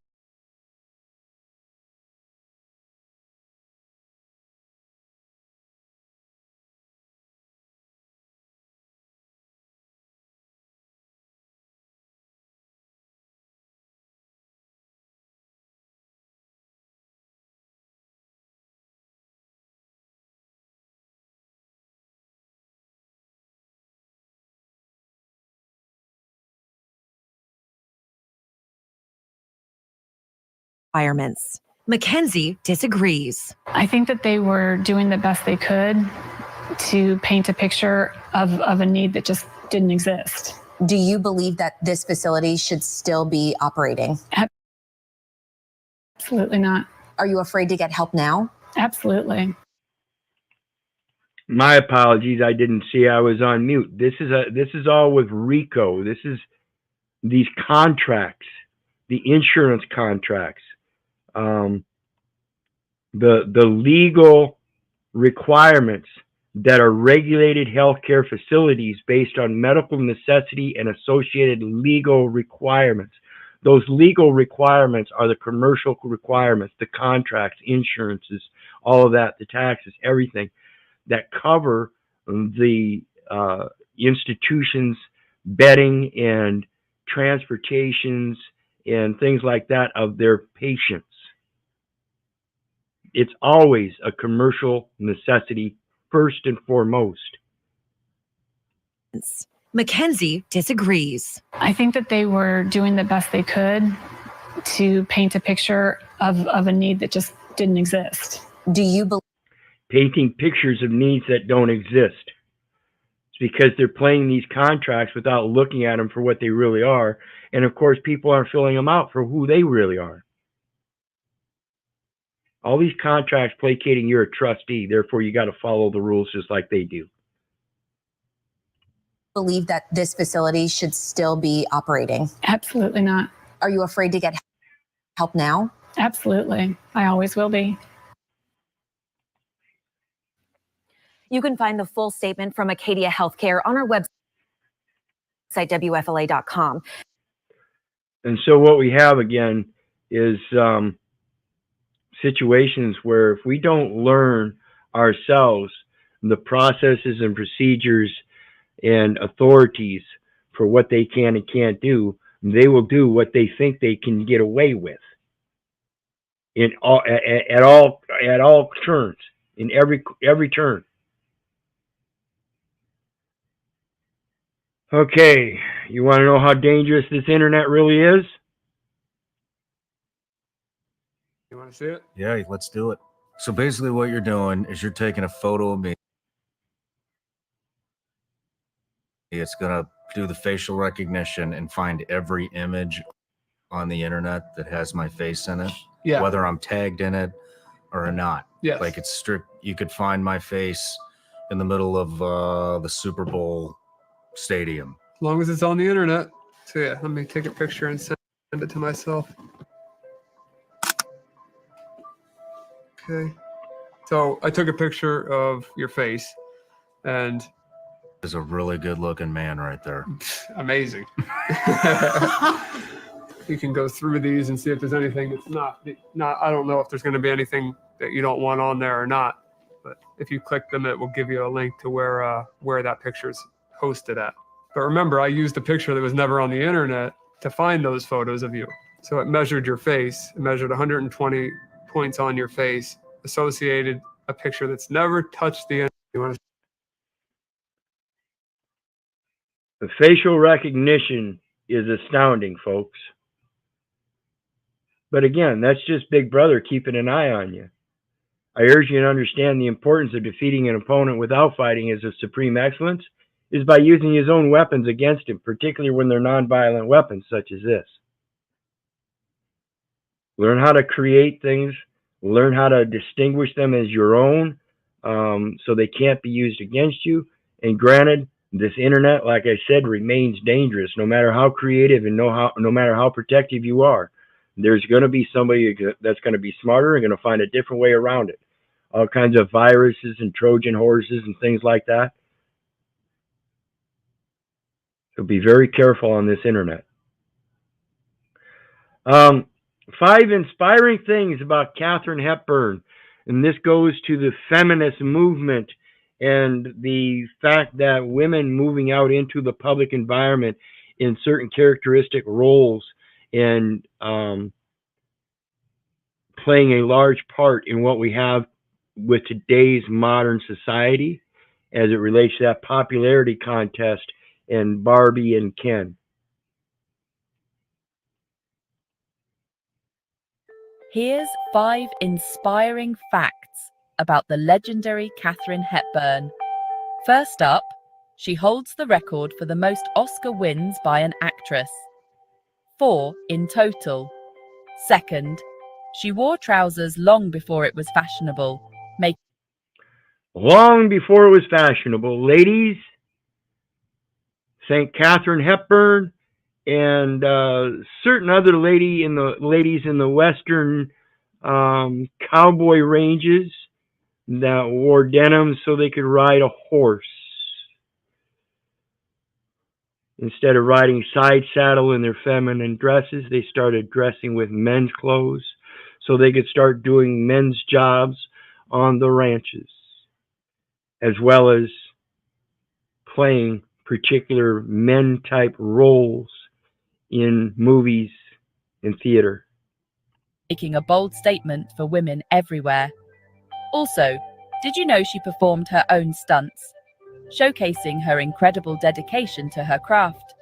Moving on, she had a 26-year career with Spencer Tracy, creating one of Hollywood's most beloved on-screen pairs. And finally, she was an advocate for women's rights. She was one of the first advocates for women's rights. And notice all the masculinity in her. That's what pushes feminine rights. Women that don't want to be women anymore. They want to be out in the world like men. Men, you're supposed to protect them. You should be the one setting your house in order and picking a woman that will stay at home where you want her. Or if you really do want her out in that public environment, you damn well better be able to protect her. You're the man. Better start making wise choices. Remember, ladies, you didn't have your feminist rights in that 19th Amendment but men. See, it was men that filled Congress, Senate, House. Women weren't in government. So again, it was the men that allowed for your vote to count. And wasn't afraid to speak her mind. Katharine Hepburn, a true trailblazer in every sense. Absolutely. Look at that wide, thick jaw. Masculine even in her appearance. Here we got one. He's going to get shot. He's going to get shot. This kid stole a car and then drove it home to his mama's house. Stole a car. He's a minor. And then drove it home to mama's house. So again, I want to know where dad is at first and foremost.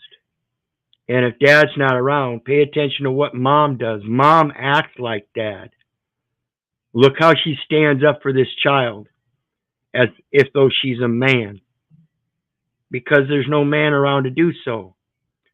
So if there's no man around to act like a man, she does the best she can, but she's got the effeminate emotional side to it as her support foundation. It doesn't work, ladies. You can't be a man without using your reason and logic. Men do their best to stay out of their emotions for that. It's dangerous. Most men recognize this. Before you get arrested, you need to go in the house. Everything's under control. You need to go in the house, ma'am. I want my son in my house now. That's some Karen behavior right there. Got a phone. Her son's in a stolen car. They got guns pointed. She's got a phone. One of her daughters is with her. Does this look like women that are afraid of men standing there with guns? That's insanity, people. That's the overpowering, toxic masculinity that I talk about, whereas other people think it's a male trait. I think it's a feminine trait, where women become toxically masculine.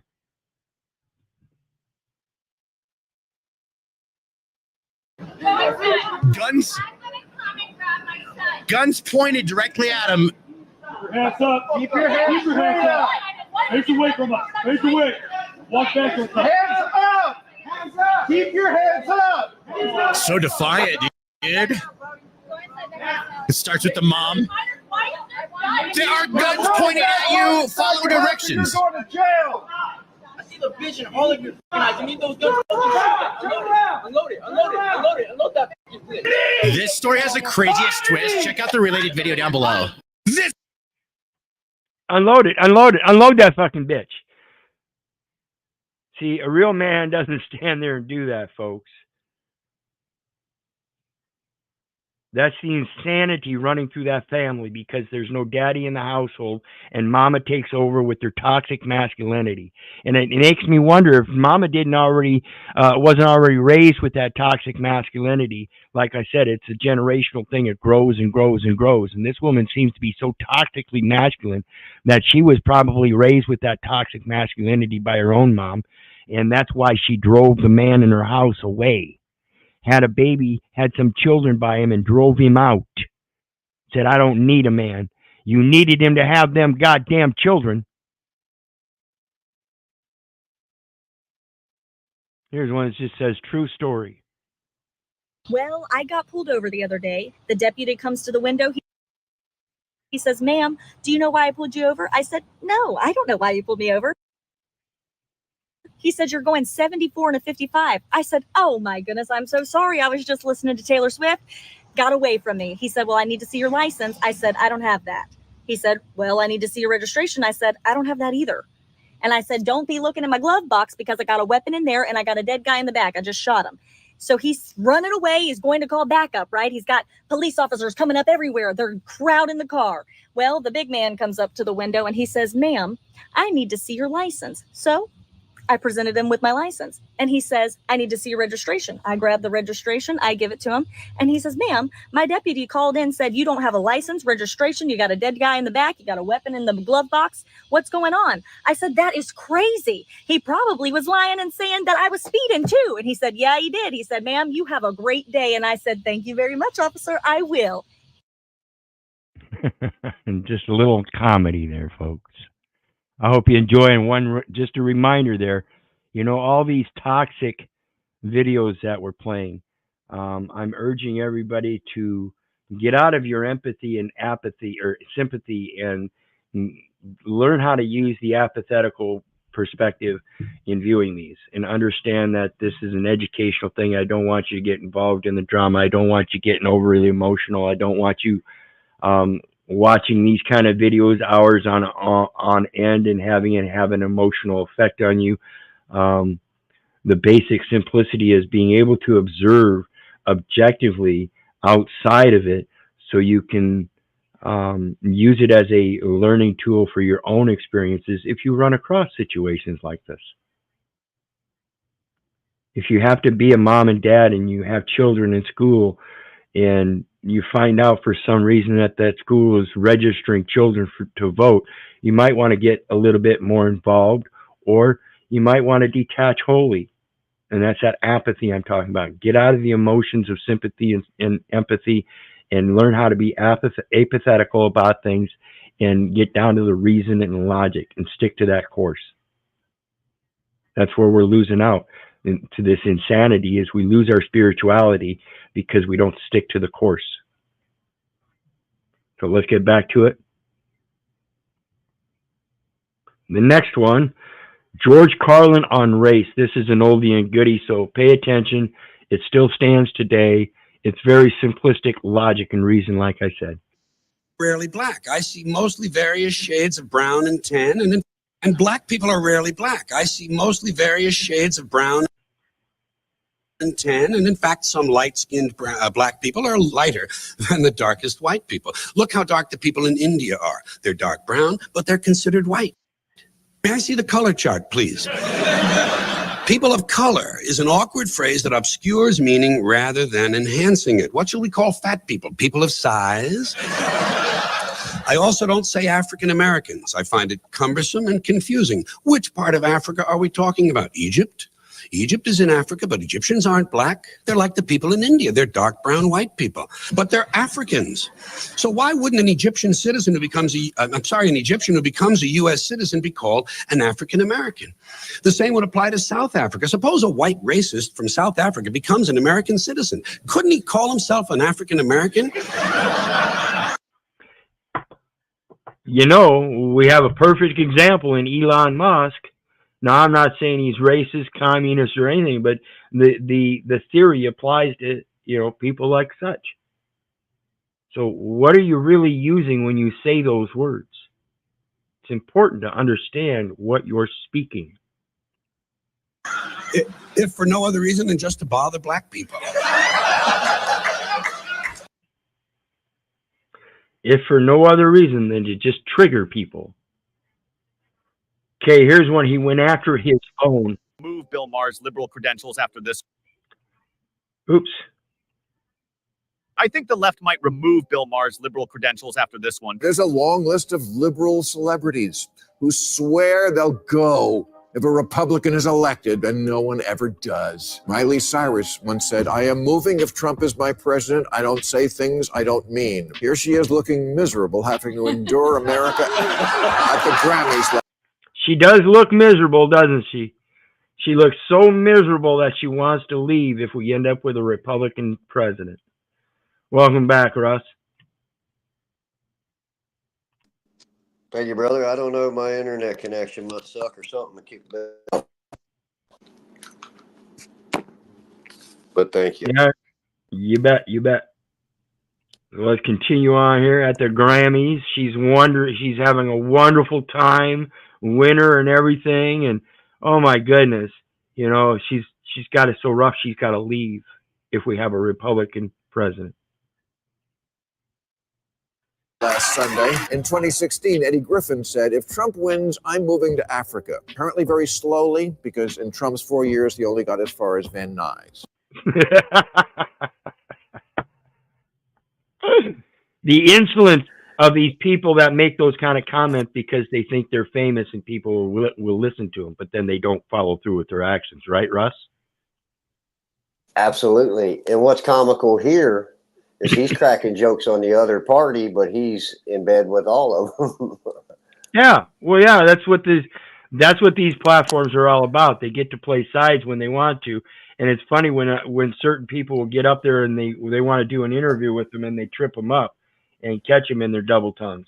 It's funny stuff.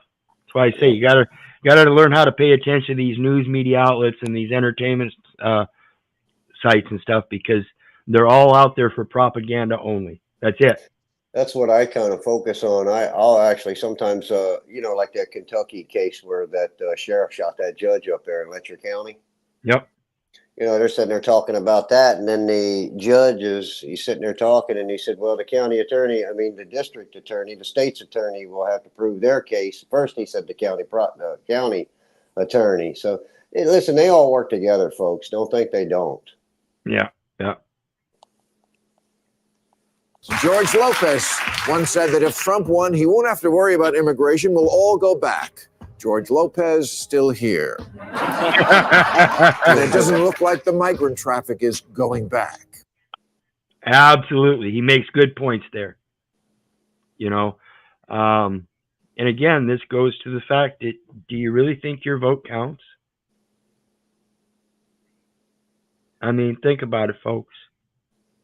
It doesn't change in any way unless they want it to change, and they want it to change in their favor. What do you think all the migrants are all about? It's to replace the workforce and the critical infrastructure employment processes that they need to make sure that the new credit system works. Americans are waking up. They're becoming divested in themselves and creating their own businesses and becoming privatized and creating their own small little self-sufficient communities and stuff. They need an influx of immigrants.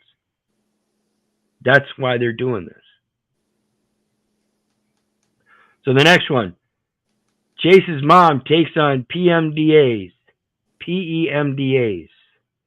This is the math problem I was talking about you earlier. The problem.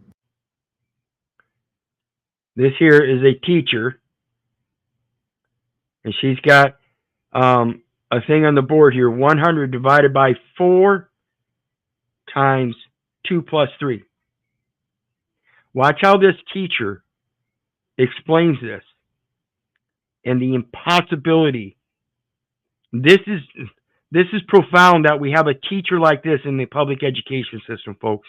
I'm going to let it play through in full. Pay attention and tell me what is wrong with the way this teacher is teaching it according to the way you learned it. Let's look at the problem. 2 plus 3, parentheses go first. What is 2 plus 3, class? 5. Now, to keep this from looking like 45, we have to put a holding symbol that looks like a parentheses here, okay? Let me tell you, this is not a parentheses. In order for it to be a parentheses, there's something on the inside that has to be done. There is nothing there to do. This means multiplication. Therefore, we got so many people that's trying to say 4 times 5 is 20 and saying 100 divided by 20 is 5. That's not the case. Now we have division and multiplication. You go from left to right, whichever one shows up first, you do first. 100 divided by 4 is 25 times 5 gives us 125. Class.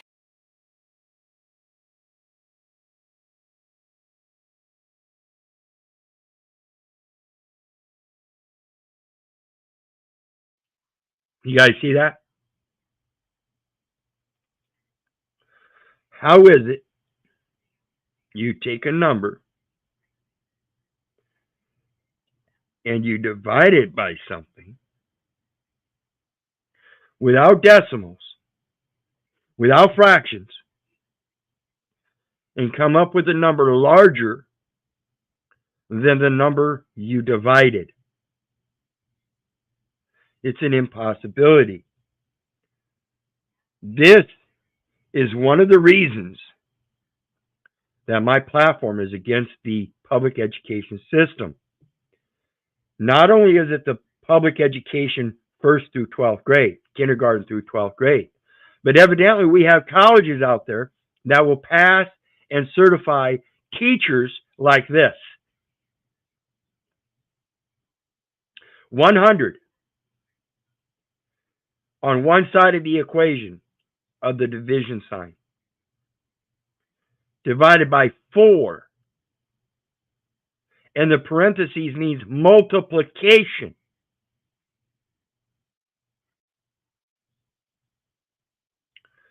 So you do the plus first inside the parentheses, as she said. That's 5. Then you do the multiplication. You do it in reverse like you would the English language to make sure that it reads forward and backwards. It's logic. There's an order to it. So when you take the 5 times the 4, that equals 20. Now you have a set equation of 100 divided by 20 equals 5. This is why I urge you to get your children out of this public education system. They certify people like this, and it can only be because of diversity, equity, and inclusion, where they would include somebody because of their gender and their skin color, because they have no other person to fill it that would otherwise be qualified. See, Keith, that's my problem too, with not just the education system, but the whole financial system as a whole. Absolutely. As a whole. So obviously this is what our money has been spent on, and we've obviously, you know, throughout time have obviously allowed this, but we're going to have to rein this in. Absolutely. And that's the political venue, everything. It permeates everything. This diversity, equity, inclusion is not good. If you want somebody to fill a position, the qualifications need to be met. You cannot say, well, we don't have enough people qualified to fill it because there are not enough black people. No, you can't do that. You have to have qualifications. I don't care what color the skin of the pilot is, as long as he's qualified. But when you start saying that the skin color is a qualification, I can no longer trust you.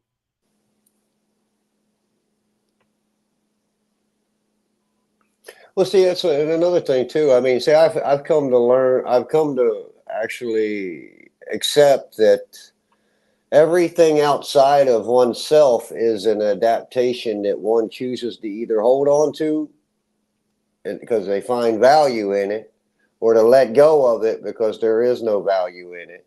But there is obviously certain people that have adopted those certain those certain holdings that hold the real value, and that's that Spirit of God. Yeah, that's why I talk about set thine house in order. You have to have a man that is servant to the Lord.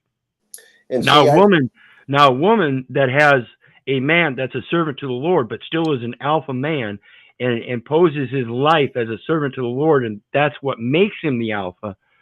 That's the first step I think a woman needs to see in being able to have that righteous provider and protector.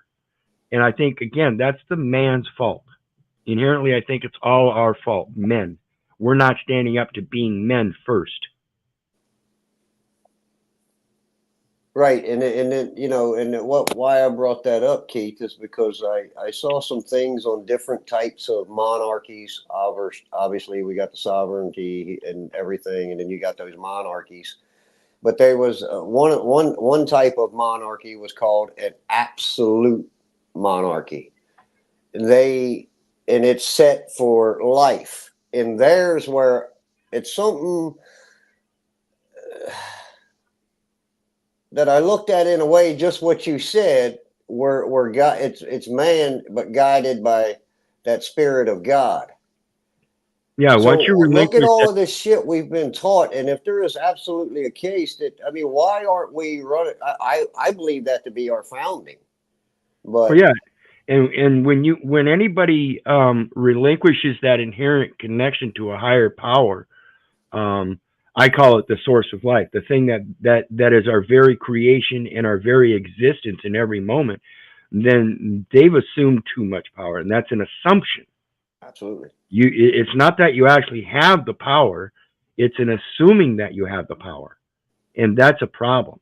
A lot of people, a lot of guys like to act like the beta or the alpha male, but in reality, they're beta cut corporate male. They're a boss. That's a limitation to your alpha position.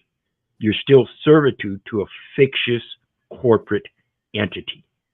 And I think too, Keith, what's a big detriment out here in the YouTube streets and all of this popularity contest and everything, when these people say, we'll show the proof and show your success. I think that, these people are evil people. So I think the key to everyone's success would be that ability to respond and step up and put yourself in that position and tell them you're not their slaves no more. Yeah. Right. That's what this next clip is. Okay. Perfect segue. My Fourth Amendment. No ID, no freedom. That's where we're at. Well, we're asking you to leave. You can't do that. If you won't provide ID, I'm not asking you whether you think I can. You I'm can't. just letting you know. It's unlawful. Okay. Sir. You can't. And do I'm that. going to ask Lieutenant Martin to trespass you. And that's what we were talking about earlier. See, they're not even supposed to be requiring you to do anything. This is a matter of public accommodation, open to the public and open to the people. Most pertinently, the very people that are supposed to maintain the oversight. And you're denying the oversight, you facetious little fucking beta cuck corporate motherfuckers. Excuse my language. But this is sickening. Again, the public education system doesn't do enough. That we have this 60-year-old man standing here denying the First Amendment and our responsibility to maintain oversight over his dumb ass. Well, it's an unlawful trespass. You're opening the school up to civil litigation. I will get what you need to do. I'll get your deposition. You do what you need to do. Are you signing the trespass? Once she provides it to me, Is your name going to be on it? Okay, so whatever she says. So you'll be in court and you'll be in court, right? So you lose your qualified immunity, and I can sue you personally. I'm really not asking. See, very important point there. Will your name be on it? Will you be the one signing it? Yes, and they're both going to be in court, and that means they lose their qualified immunity because they signed. They signed in their official capacity, saying they're doing what their job tells them. And when they find out that they're not doing what their job tells them, that they're in breach of contract, and because of that breach of contract, it changes the whole financial scheme, it could be seen as laundering money for their own will, for their own emoluments, not wanting to do the true job that they're paid to do, and obfuscating and still getting paid. Well, see, again, I think that's where right there people need to communicate better and get more serious about this shit and get out of these popularity states, right? In that state of mind or whatever they're in. Because again, right here, we should just be able to get your supervisor down here, have a discussion with that supervisor to either further this gentleman's training or get him out of here, because this is not the image of the principles that we have laid down and established here in America. It's not a proper representation, and it's not a good look. Correct, especially for especially for the public education system. Aren't you supposed to be educating? And here you are denying that very education through the First Amendment.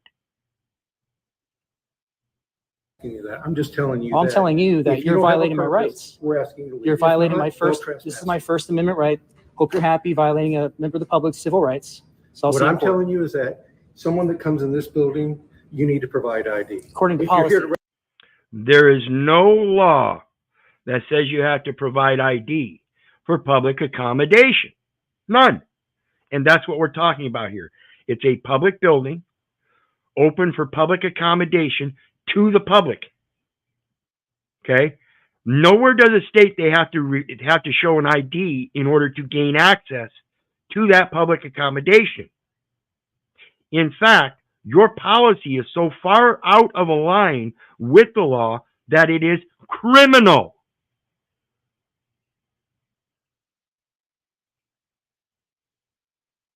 Register a child. What law is that? I'm not going to debate it with you. You're right. You're not going to, because it's not a law. I'll give you a hint. It's not a law. I'm not. Yeah, he doesn't know because it's not a law. Otherwise, they would be prepared with the law, particularly as an educator, showing that he is educated.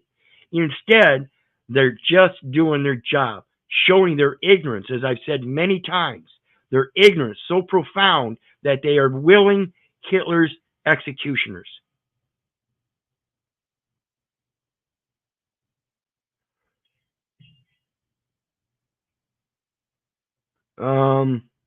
The next one, another cop that's in control of the situation.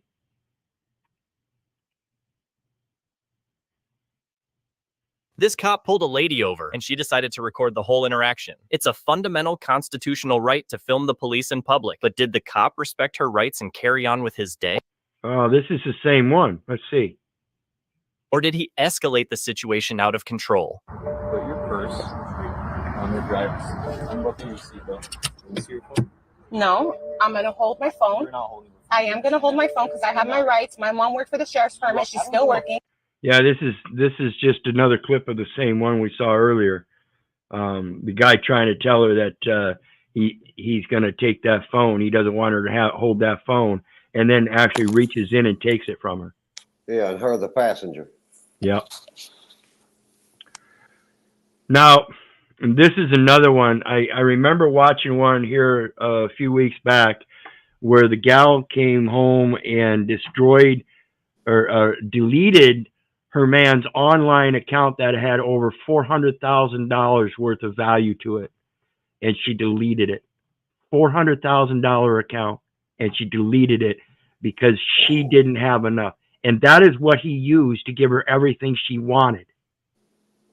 And because it wasn't enough, she wasn't getting enough private time or something, she decided to delete the account and then thought he was going to be okay with it and they were going to continue having a relationship. Wow. So this goes to the same kind of insanity. And this has nothing to do with, and this isn't anywhere near as big as, the private time and $400,000. This is actually even greater for something even smaller. Talk about a narcissist burning down their own house. Absolutely. Same thing here. Watch this. It says, I put sesame oil in my boyfriend's food when he's allergic because he threw away my rose toy. Threw an inconsequential toy away, a rose toy. So she gives him sesame oil, which he is allergic to. Has to have an EpiPen. Look at the evil in this world, son. It's just, I tell you, it's crazy. Sesame oil. Okay, open sesame. You're joking.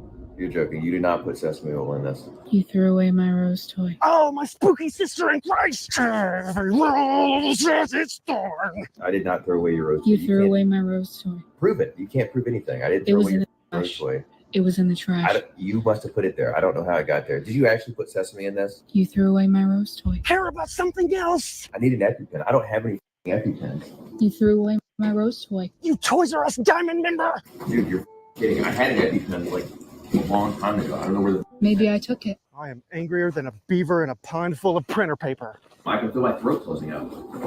You threw away my rose toy. I'm screaming with so much fervor. A rose toy? Who gives a shit?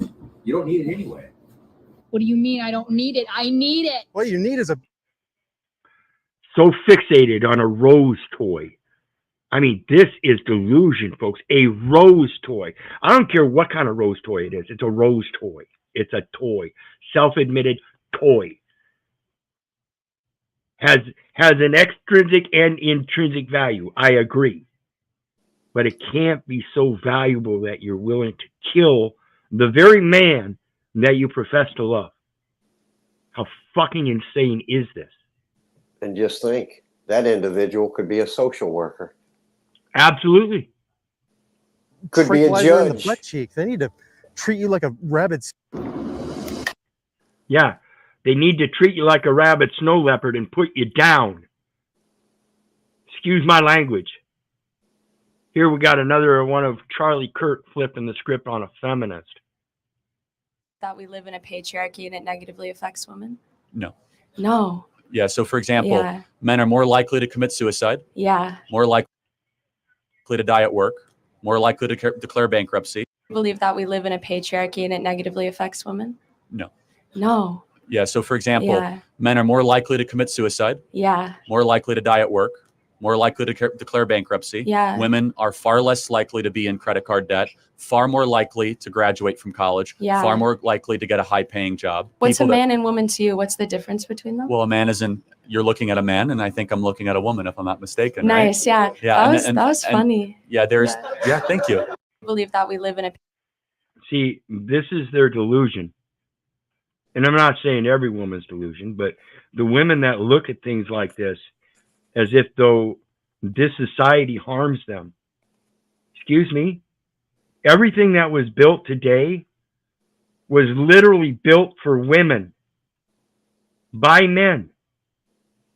Even in the public venue, it was built by men for men, but they took in consideration that they wanted women there with them, so they built it for women because otherwise it's boring to be around nothing but men. They made this society to include women, and it wasn't good enough. Pretty soon you're going to find out they're going to shove you right back home where you belong, pregnant and barefoot in the kitchen. Do you understand? They're going to go back to protecting you. Is that if that's what you really want? Keep pushing it. Your toxic masculinity is overblown, ladies. Go ahead. Well, I was about to say, Alicia, I thought she took the flip pretty good, but who knows? I don't know if there's more to it or not. Well, she giggled at it. She had no comebacks or nothing. She had no opposing stats, nothing. Yeah. Well, it's hard when they flip it on you. Well, yeah, especially when you run your mouth and don't know what you're talking about because you're running out of your feelers. There's no facts and logic. Exactly. There's no facts and logic. You didn't shoot yourself worthy. Now, here's one. This guy is just insane. And again, it goes to the public education system. Diversity, equity, inclusion.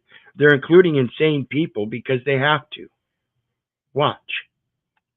Why are these woke teachers so easy to trigger, and why are they so aggressive? You touch me with that, you're dead.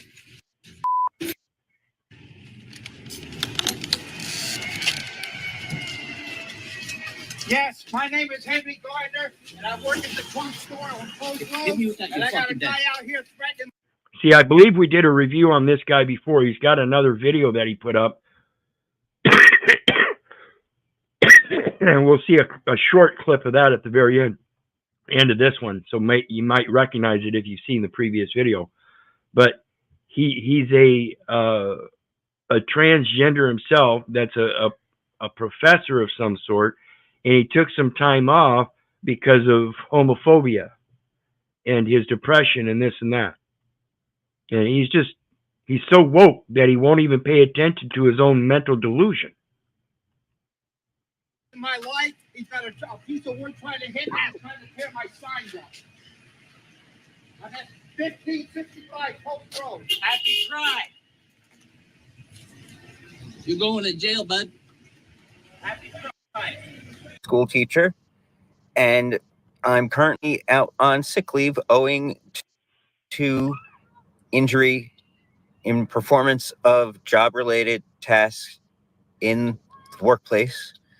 And his injury is that he got emotional because his students were slinging homophobic slurs and shit. Caused by classroom transphobia and homophobia. Make sure to leave a like in this video, and if you haven't yet, So He had to take time off because his feelers got hurt. We have to stop this, people. You have to learn how to, if you're going to work in this environment, this man's environment where it's a man's world, even you ladies, you have to learn how to leave your fucking emotions at home. Enter this world with an apathy like I tell you about these videos. And real quick, I want to remind everybody, please hit that like, share, and subscribe button. And remember, when you're watching these videos, get into that capacity of having apathy, detaching from your sympathy and empathy. Get out of your feelers so you can look at this stuff objectively for what it is and look at the true foundation of what's being said and done.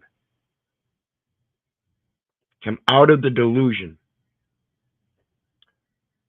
The next one, Candace stalks the internet, drops a bombshell.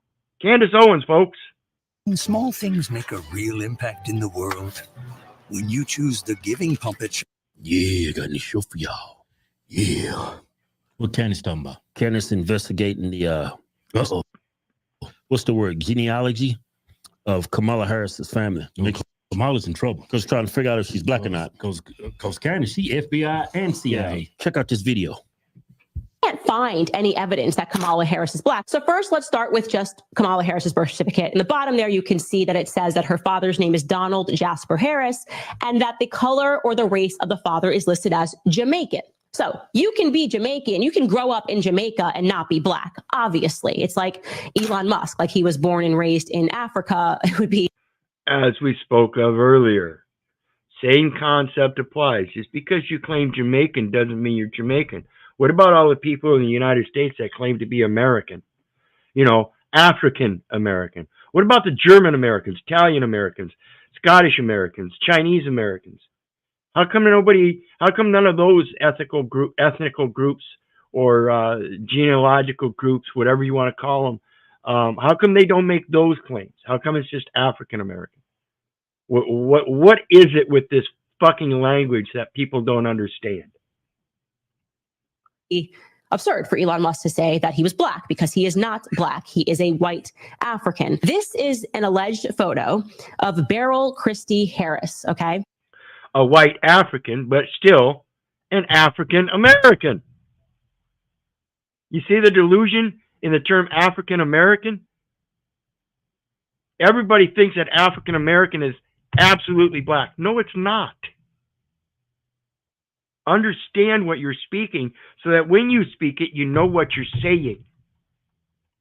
Kamala is the one that entered this into the public domain in her book. She wrote, "Visiting my paternal grandmother, Beryl, in Jamaica."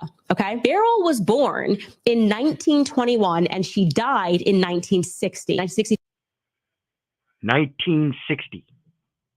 She died in 1960, folks. Who was she visiting? Well, pay attention, yeah. If Grandma died in 1960... is when Kamala was born. And Kamala was born in 1964.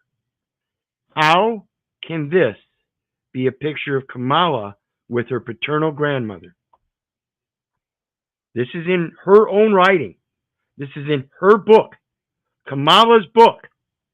She wrote for this picture that was her paternal grandmother. We know that to be a lie, a public and published lie, according to the record. Her grandmother died in 1960. So who is that woman that is in the photo with Kamala? There's something weird here. No, it's not weird. It's a lie. Simple as that. Simple as that. It's a lie. Learn how to tell what these people are telling you as lies as they are. And again, I'm telling you, people, don't believe me, don't believe the neighbor, don't believe the government. For crying out loud, don't believe your mother. Do your research so you know. That's what I like about Candace. She does research, and she does it well. Next one, another whatever. So in other words, sexism itself, I'm not sure is immoral in and of itself if it's indicating a behavior that you're trying to avoid. Wouldn't it be sexist, for instance, for you at night to walk across the street if a group of men are moving towards you? Yes, I would not change what I was doing if I saw a group of women. If I saw a group of men, I would be a million times more likely that I'm going across. So are the you street. sexist? For my own protection. For my own protection, yes. Again, it's inherent that we be this way through certain conditions, and we've been conditioned. This is that aspect, one of those questions they ask these ladies, along with to rate themselves and this and that. They ask them, would they rather be found in the woods alone with a bear or a man, and they choose a bear.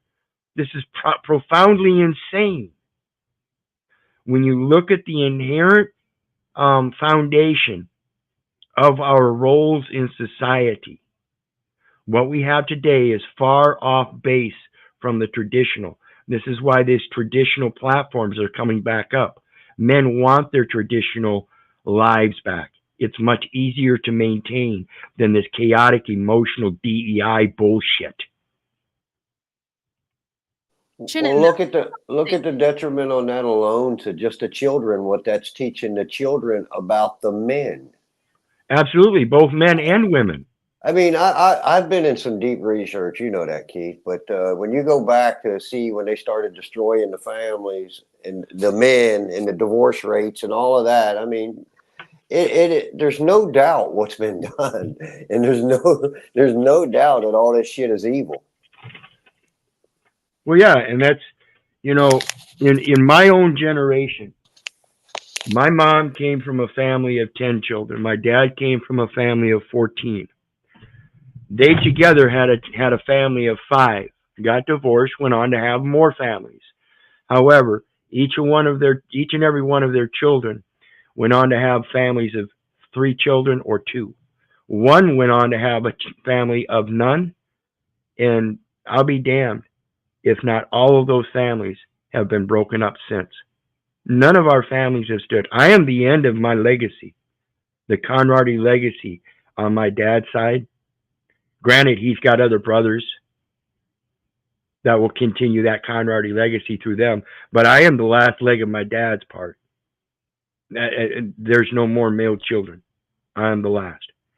So the best I can hope for in my providence of grace of putting forth as a child of God, that true patriarch, is to at least do the best I can to continue learning about my own aspect of fatherhood, whether it be to my own children or other children, the future generations, and the other fathers and mothers that are failing in it now, only to hopefully help them move forward.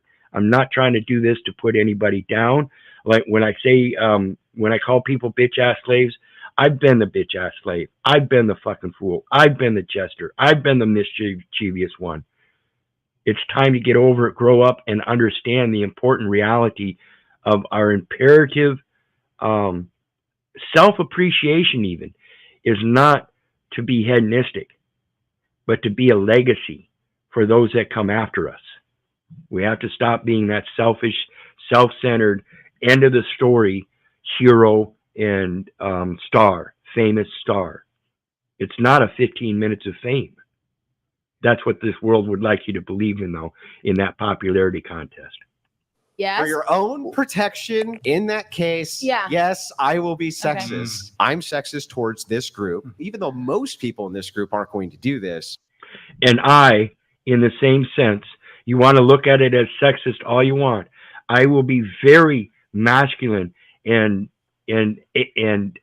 alpha in expressing the truth. I don't care about your feelers. I believe more heavily in tough love than any other kind of love, because love is tough. It is not gentle at all times. It is very tough. Many times. We have to understand the different levels of love is not to be so soft and cushy and all this and that, but more realistically to be true to what is real. You know, Keith, if I may, when you were talking about that whole popularity contest and everything, and the way we see that today, You know, I was running through my history a little bit, and Earl Combs played for the Yankees in 1920s. And I come to find it, they used the term, he was enshrined into the National Baseball Hall of Fame. So I went to look up the word enshrine to see what it exactly means, and to break it down into two words, en and then shrine. Obviously, shrine is a repository in which a holy object or the relic of a saint are kept. And so enshrine, enclose, deposit for safekeeping, make, put in. So these legacies, I believe these family legacies are still there. Absolutely. No one's stepped up to claim them, or whatever. Whether we even need to claim it, or it's just been hidden from everybody, and this is how they've done it, by turned everybody against one another. Well, it's the give unto Caesar what belongs to Caesar, and give unto the Father what belongs to the Father. Something was given at birth. The enumeration at birth shows a giving, and it needs to be given back. That's all it is. It's the reversion of what was exchanged in the first place needs to be re-exchanged. And wouldn't that be considered equal consideration? Correct. I don't know why people don't see why this ain't so simple. Of them will, that I feel like crossing the Someday. street Someday. probably a good idea. And do you think men would blame you for doing that? No, they're like, go across the street. We know that there's predatory men. Yeah. See, we're the ones willing to admit to the logic and reason of why you act the way you do in certain things. But when we speak up and say it's illogical to act that way in other things, you refuse to listen, because we've already granted you your feminist rights and all of this and that. And you've become so emboldened that has created this toxic masculinity amongst your feminist movement. It goes against your very feminine character, ladies. So here's one. So I was just trying to record a video To show you how simple it is, ladies. You may want to do something simple at home, but it's going to be very difficult because there are certain things you don't know of because you left it to the man. It's a man's job to do that, but we don't need men, so I can do anything a man can do. So then you go get the things that the man used to do the things the man needs to do, but you fail to learn how to use them. of me like saying that I didn't need a man to like help me hang something on the wall. And it's this round mirror. Here, I'll show you my setup. Okay, so this is like the setup. Like I had everything out, right? Like that's the mirror I'm gonna hang up. And I wanted to hang it right here. And I measured it out and everything. I was doing well. I was doing very well. And then I realized that the mirror is like really heavy. So I have to, I don't know if they're called like anchors or something, but like I need an anchor. Sorry, they're doing construction next door. But anyways, I don't know. I thought that I knew what I was doing, and then I had to take the drill out, and then there's nothing in there, and I can't get anything in there. So I don't know. I guess I do need a man. Ladies, it's very simple. We can even teach you how to use those tools. But when you refuse to listen to a man, when he wants to help you incorporate into his life, if that man is setting his house in order and you refuse to stand with him, you stand against him. And just by saying you don't need a man, you're saying you stand against all men. You prove yourself to be misandrist.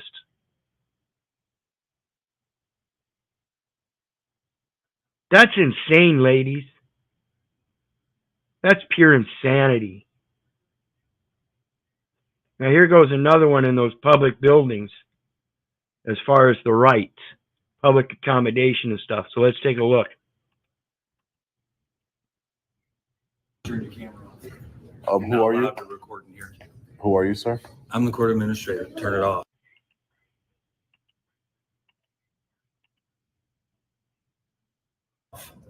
I just want to know who you are. What's your name? Turn it off. What? Do you see the difference between?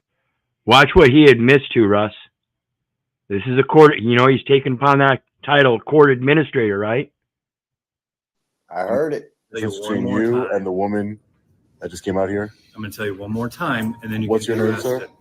Arrested for what?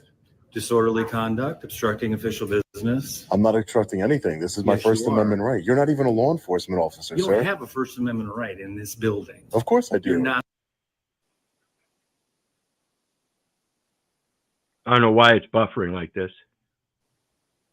He's got a little feminine whisk there, didn't he? Yeah.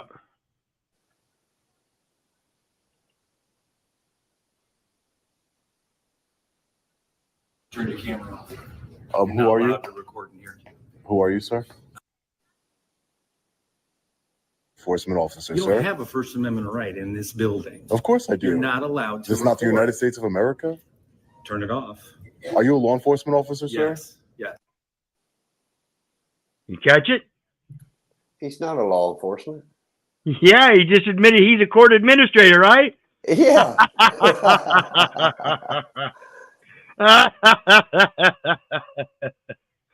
These people are dumb. This is narcissism at its best. You are a law enforcement officer, so you can effect arrests? Yes. Turn it off. I would like to speak to the bailiff downstairs. I'd like to speak to the bailiff downstairs. See, the bailiff will say otherwise, won't he? See, the bailiff, folks, is the surety. For the court, while they're in business, the bailiff is the surety. That's why you hand him the documents in those courtrooms to hand to the judge. Speak to an actual law enforcement I'm a officer. court administrator, and I'm also a law enforcement officer. I'm a court administrator, and I'm also a law enforcement officer. Really, you take a dual title. Yeah, you're wearing two hats, huh? Exactly. See what we're talking about, folks? Sort of like the county prosecutor that's selling the children. Yep, absolutely. They're selling the children, and the children is the documentation, and the documentation is attached to the living souls that they presume are subject to that documentation. These people are thieves, kidnapping children, committing RICO, money laundering left and right. How are you a law enforcement officer and a court administrator? Why does that concern you? Because impersonating a law enforcement officer is Because impersonating a law enforcement officer is a crime, sir. This court administrator, folks, understand what this man just did. Yes, sir. He committed a felony on video.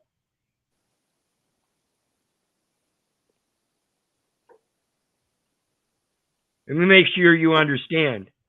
This man just committed a felony on video, known as impersonating an officer, which is a crime. As an officer of the court, he is an administrative officer, not an enforcement officer. So,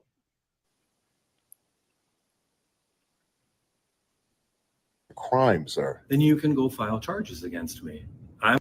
And that's exactly what I would do. I would take this video and go file charges against him. That's Long Island, isn't it? It says Long Island on it, but I don't know if it's his video. It says, I'm a law enforcement officer. No, you are not. You just admitted to be a court administrator. You're in court administrative outfit. You are not a uniformed officer of enforcement. Language is specific, folks, and it is plain in government document. This man is an administrator of the court, and under that hat, he cannot have a dual position as an officer of the court or a law enforcement officer. You're either an officer of the administration or an officer of the enforcement or an officer of the legislation or an officer of the executive.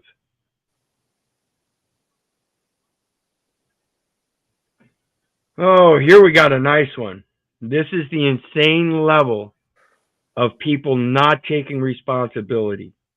And again, mind you, the age of this woman. Excuse me? Hello? Yes? What the hell are you doing? You know, we've got a little problem here, actually. Okay. I don't know if you've noticed, but we all lost power last night. I don't know if you've noticed, but we all lost power last night. That's why he's charging his car now, ma'am. What on earth are you doing powering your bloody Tesla? Well, I'm charging it, love. You and your electric vehicle. You're literally trying to damage my car. Well, maybe you should take responsibility for the rest of us.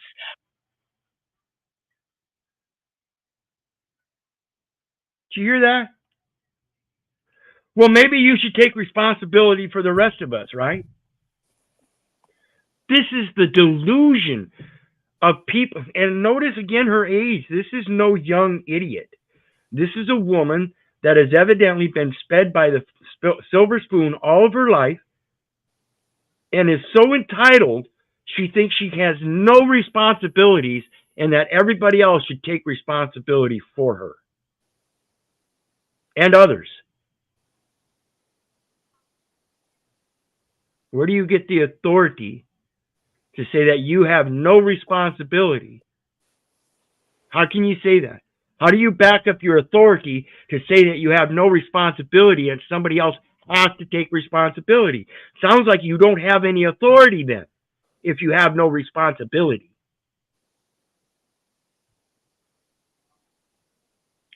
The next one. Well, I guess they have to have the ability to respond. Exactly. So where do they get their authority? There's no way they can have any. Exactly. So the next one says, I witnessed him begging for his life. Indiana father dies after police.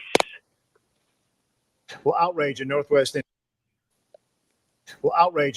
Indiana as friends and family gathered tonight for a visitation for a father of two.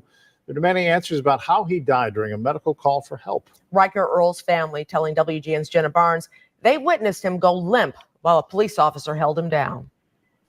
The only thing I really have right now is anger. Anger fueling the drive for justice for 26-year-old dad of two, Riker Earl. He died earlier this month after his family says Jasper County, Indiana emergency medical technicians sedated him, and police then held him face down for more than 15 minutes during a medical emergency. Earl, his family says, was prone to having seizures. EMTs responded to help him the day of September 8th, and his family says some of the same EMTs returned that evening along with police because a more severe seizure at his home in DeMott, Indiana, prompted his grandmother to call 911. And she's the one who has reported that he, in trying to put on his shorts to go to the hospital, fell over and bumped into either a police officer or one of the first responders, and that seemed to trigger a change in their behavior to treating him like a criminal at that point instead of a patient. The family says officers took Earl to the floor, handcuffed him behind his back with his face in a pillow. Gotten their feelers because somebody touched them inadvertently and they took it as an act of aggression or violence or harm or intent to do harm. This is pathetic. They use every excuse they can to try to get away with violent practices. This is all tactical training.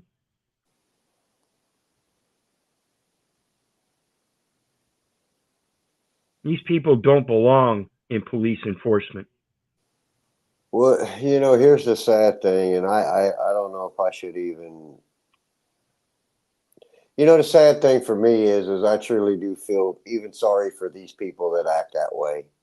But on the other hand, I think there's certain levels that, you know, that threat has to be eliminated. Well, and the only way we eliminate that threat again, folks, again, I urge you, you have a republic if you can keep it, but the only way you can keep a republic is the people have to know the law.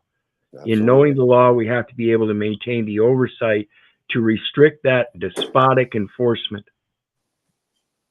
So when people talk about all of this authority and everything, when some, you know, somebody at some point is going to trigger something. Well, we the people have to recognize that we the people inherently are the powers that be. Damn right. We have to quit relegating that the powers that be tell us we can do this or that. No, we are the powers that be. We've forgotten the power. There was an officer on the upper part of the backside of his body. I had witnessed him begging for his life. Earl's aunt says she was in the room as his body went limp. I was just begging and pleading. He's blue. He's blue, like he's blue. You can tell he's blue. Do something, take his pulse. She says when first responders did take his pulse, there wasn't one. Earl was taken to the hospital, but tests confirmed he had no brain activity. He was removed from life support on September 10th. The sheriff's office statement from 2 days later makes no mention of the circumstances of Earl's death. It reads that officers responded to a medical 911 call from a residence, and on September. And it says that on scene and promptly requested assistance from the fire department and sheriff's deputies. Why would an EMS require sheriff's deputies? Because they're falsifying documents right there. Well, because they live in fear. If you're an EMS, you're supposed to have wits about you in emergency situations. And when he arrived on scene and promptly requested assistance from the fire department and sheriff's deputies, was he not already equipped to take care that he needed somebody licensed in police enforcement and fire safety? I mean, the EMS is already trained. That's why they arrived in the ambulance. The office was informed the patient had passed away. The family has hired national civil rights attorney Ben Crump and Indiana attorney Stephen Wagner to investigate what happened, and they're zeroing in on the actions of officers and EMTs. Actions, they say, put Earl at greater risk. Yeah, the dangers of prone restraint have been known for years to law enforcement. Everybody in the public has known about them since the George Floyd case in May of 2020. The coroner hasn't yet released Earl's cause of death, but the attorneys are requesting his medical records and the body camera video of the incident to get answers for his family. It was a 26-year-old man with a whole lot of life ahead of him.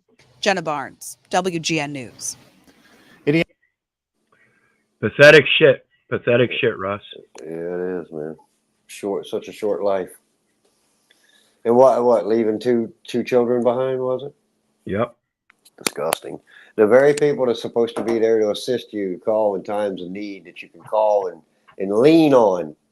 And that's what right. and this is what happens. I mean, I don't know how any grown adult, man or woman, can sit here and justify any of this garbage that is going on YouTube or in the world itself. Well, the government will justify it with the welfare program, saying that's okay. Mom and children are provided for now. They'll be good. No, they aren't. That's the intent of the system, is to make them dependent upon it. The very destruction of that family base. Come on, people. You watch James Freeman? Yeah. Did you see that latest one where he was over there? I don't know if it was in New Mexico or where he was at D.F.C.P.S. or whatever the hell they call it there. And yeah, with the CPS, basically, I'm just going to say CPS, but they call it something else there. With the CPS director there or whatever, and they even called the local police, and the cops came in and said he can film, and they wanted him to turn around because that's where the buyers pick up. They called them buyer parents or something. And Jason, what you buyer? And our children that are in state, they're our property. Yep. I mean, what do you remember when they used to get on Carl Lentz about calling his children property? Mm-hmm. Why do you think he did so? Because that's what the state refers to them as. Helps them clarify that, hey, that's my property. And my property, as I define it, is a child of the children of Israel. Are you stealing one of the children and making merchandise of them? That's kidnapping. You shall be put to death. See, So and the I think at some point this is going to, I think if anything's going to get to these people, shit like that will with these children. And I see a lot more of that being exposed now. And I hope so, because we need to. Yesterday, last year, 5 years ago, it needed to be done. Decades ago. That's my platform, folks. That's why I go against this public education system. We need to start raising our children ourselves in the spiritual sense first and foremost. Then we can supplement that spiritual education with a foundational trade education or something. But otherwise, that public education system is tearing up that foundation. Well, see, I think I mean, this is just me thinking into the future. What I would envision the education system, if not maybe possibly become, further education in the education system to me would be used for furthering technology for the advancement of life forward. That's what education would be to me. I think the basic principles and the roots and the foundation of the family is instilled in that foundation alone, privately. And that's your foundational legacy of where your children grew up living the same kind of lifestyle that you live, because that's what they learned from you. You taught them. Mm-hmm. Give a man a fish, you feed him for a day. So what we're looking at today is a modern society that's giving fish, but not teaching people how to fish. And that's the destruction of the legacy. Remember this, remember this, remember this, and you can have this kind of material world, this kind of material gain. You can feed yourself with this and live your life in wealth and health and prosperity. That's a wrong purpose and wrong objective in the spiritual life. Your objective in the spiritual life is to teach your children so they can live a better life than you, not to take advantage of a material gain from the loss of another man in a commercial profiting system. They're two distinct lifestyles, and we've gotten so far away from that natural lifestyle that I don't know if people can get back to it. So anyway, the next one, we got another feminist cries after hearing the truth. This girl might have woke up. I don't know. It seems kind of odd that she might. I think she just went off and sulked. She might have done something harmful to herself the way this ended.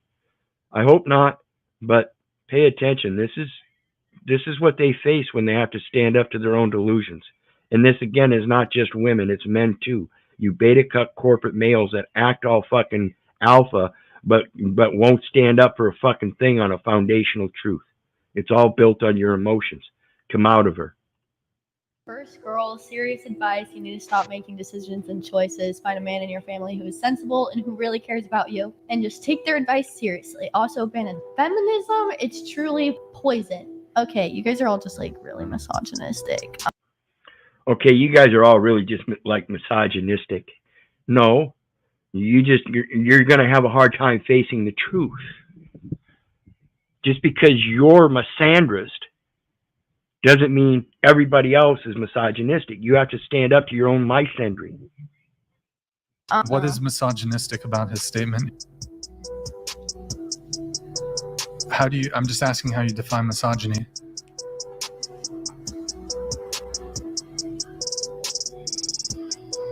Oh my God, it's so painful. She can't answer a simple question that she posed as an accusation herself. This is why I say, folks, you have to come out of your delusion. You come up on these public platforms like this and can't handle yourself. This is why I tell my companion, no, I don't want you up here on these platforms. You're not strong enough. I do it not as a limitation or anything, but as a protection. And not just a protection against you, but a protection against me. I understand there's a difference between myself and my companion. We're not anywhere near the same level as Andrew and his companion and things like that. We have many things we disagree on, and I'm still trying to educate her slowly but surely. But she still says a lot of stupid shit. She says things out of her emotions. you know, I've been in this game for a long time. I don't do a lot, but there's a few times that you know, it's pushed the limits with myself alone. So I can relate. You know, it's hard to break almost 56 years of indoctrination and just wipe it out. So continue to show patience, brother. I think it'll all work out. You know, at least you guys are working on it. You know.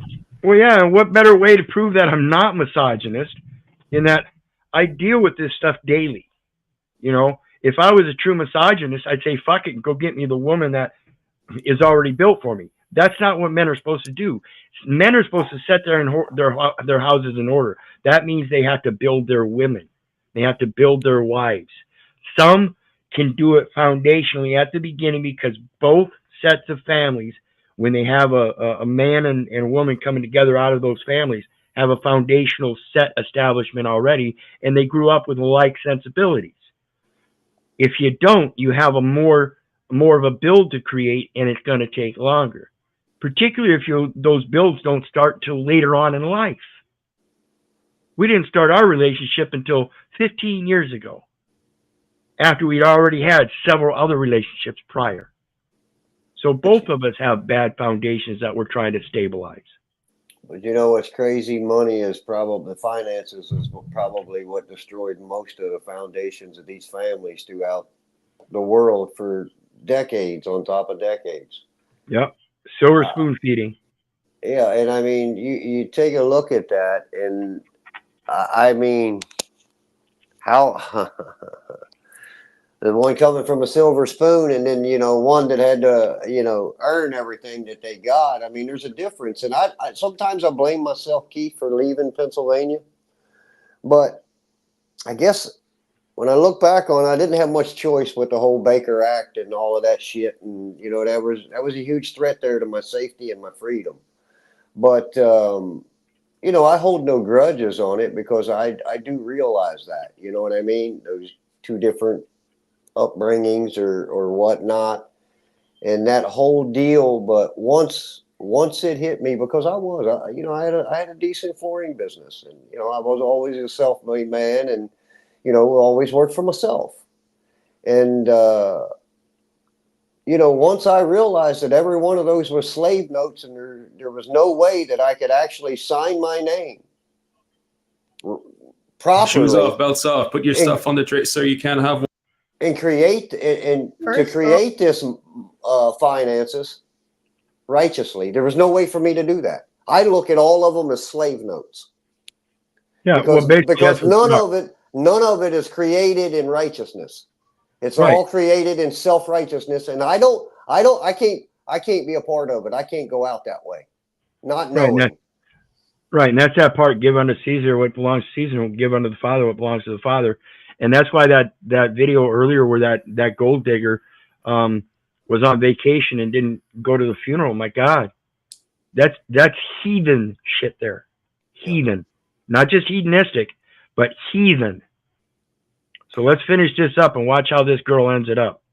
Because this is, to me, it seems like this girl, this one question devastated her because it destroyed her whole platform, calling men misogynist for asking such a question, for wanting to mold a woman through good advice and good morals and ethics. Well, that's misogynistic. Really? Oh, I'm so hurt. Can I go? Are you okay? Like, do you want to go as in leave? If you want to leave, you can leave. I was hoping we could continue having a conversation, but she looks like she actually got sick to her stomach there and was almost ready to heave. See, this is such a deep emotional conflict. These kind of women, they don't belong in the streets. They don't belong in your house. They belong back home with mom and dad, or a mom and dad figure that can teach them reality. They are so off base of reality that they've lived their whole lives as a drama queen, thinking everything belongs to them and they are entitled to it. And anybody that disagrees and doesn't put up with their selfish desires is a misogynist. It's pathetic. Go ahead. No, I wasn't going to say anything. So anyway, finish up the last few seconds here because, like I said, I hope she didn't hurt herself. But look at her reaction. It's so profoundly, deeply emotional over a simple question. It does look pretty serious. Do you know it was the first time in her life she was faced with like the truth of and the consequences of her actions? And I think she was just like gathering like everything she said on here, and it just hit her kind of. I hope so. I hope it hit her good. I hope it hit her in a good way. And again, like I said, the way she walked off there, she seemed very deeply emotionally disturbed, and I wouldn't want her to hurt herself. I hope she seeks help. And you know, I somewhat relate to that though, Keith, because when I did, I'm telling you right now, when I realized that those were slave notes and I'd been fooled my whole life and I thought I was somewhat intelligent, you know what I mean? And thought I was a successful businessman. I always created all of that on my own, you know, cold calls and old school, you know. And when it hit me that everything that we do with a stroke of that pen, that's a slave note when it's not done in the image and likeness of our Creator. Yep, Isaiah 44:5. One shall say, I am the Lord's. One shall call himself by the name Jacob. And another shall subscribe with his hand unto the Lord and surname himself by the name Israel. Now that seems like a fair composition to express a trust. And I would feel very comfortable being able to sign any documents like such, knowing that you can change your name anytime you want. Well, you know, is it safe to say and pompous that, you know, me, I've kind of changed my attitude on the internet throughout the years. And because I have learned that everything we say and do and create out here is exactly just that, a record. And that is exactly what I am doing every day, is I am expressing the trust and I am sharing that with the public. See, and that's that ability to understand. Never let anybody else write your story with their pen. See, what is done is what ought to be done. There is nothing new under the sun. And this is why I love Hebrews 6:13, or what 6:17 maybe. Accepting that immutable promise to seek his counsel. I'll do that every day. Every day I thank God for the day and thank him because I've been blessed to have a day, no matter how it turned out. Somewhere along the line, I've learned something, gained something, and I'm still here. So I only pray at the end of it to give me one more day. Just like that movie, I can't remember what it was, where the guy saved like 70 men by himself in a day. Going back, he was a medic and didn't carry a weapon. Mm-hmm. You know, it's all I can do is pray for one more day. Every day is his.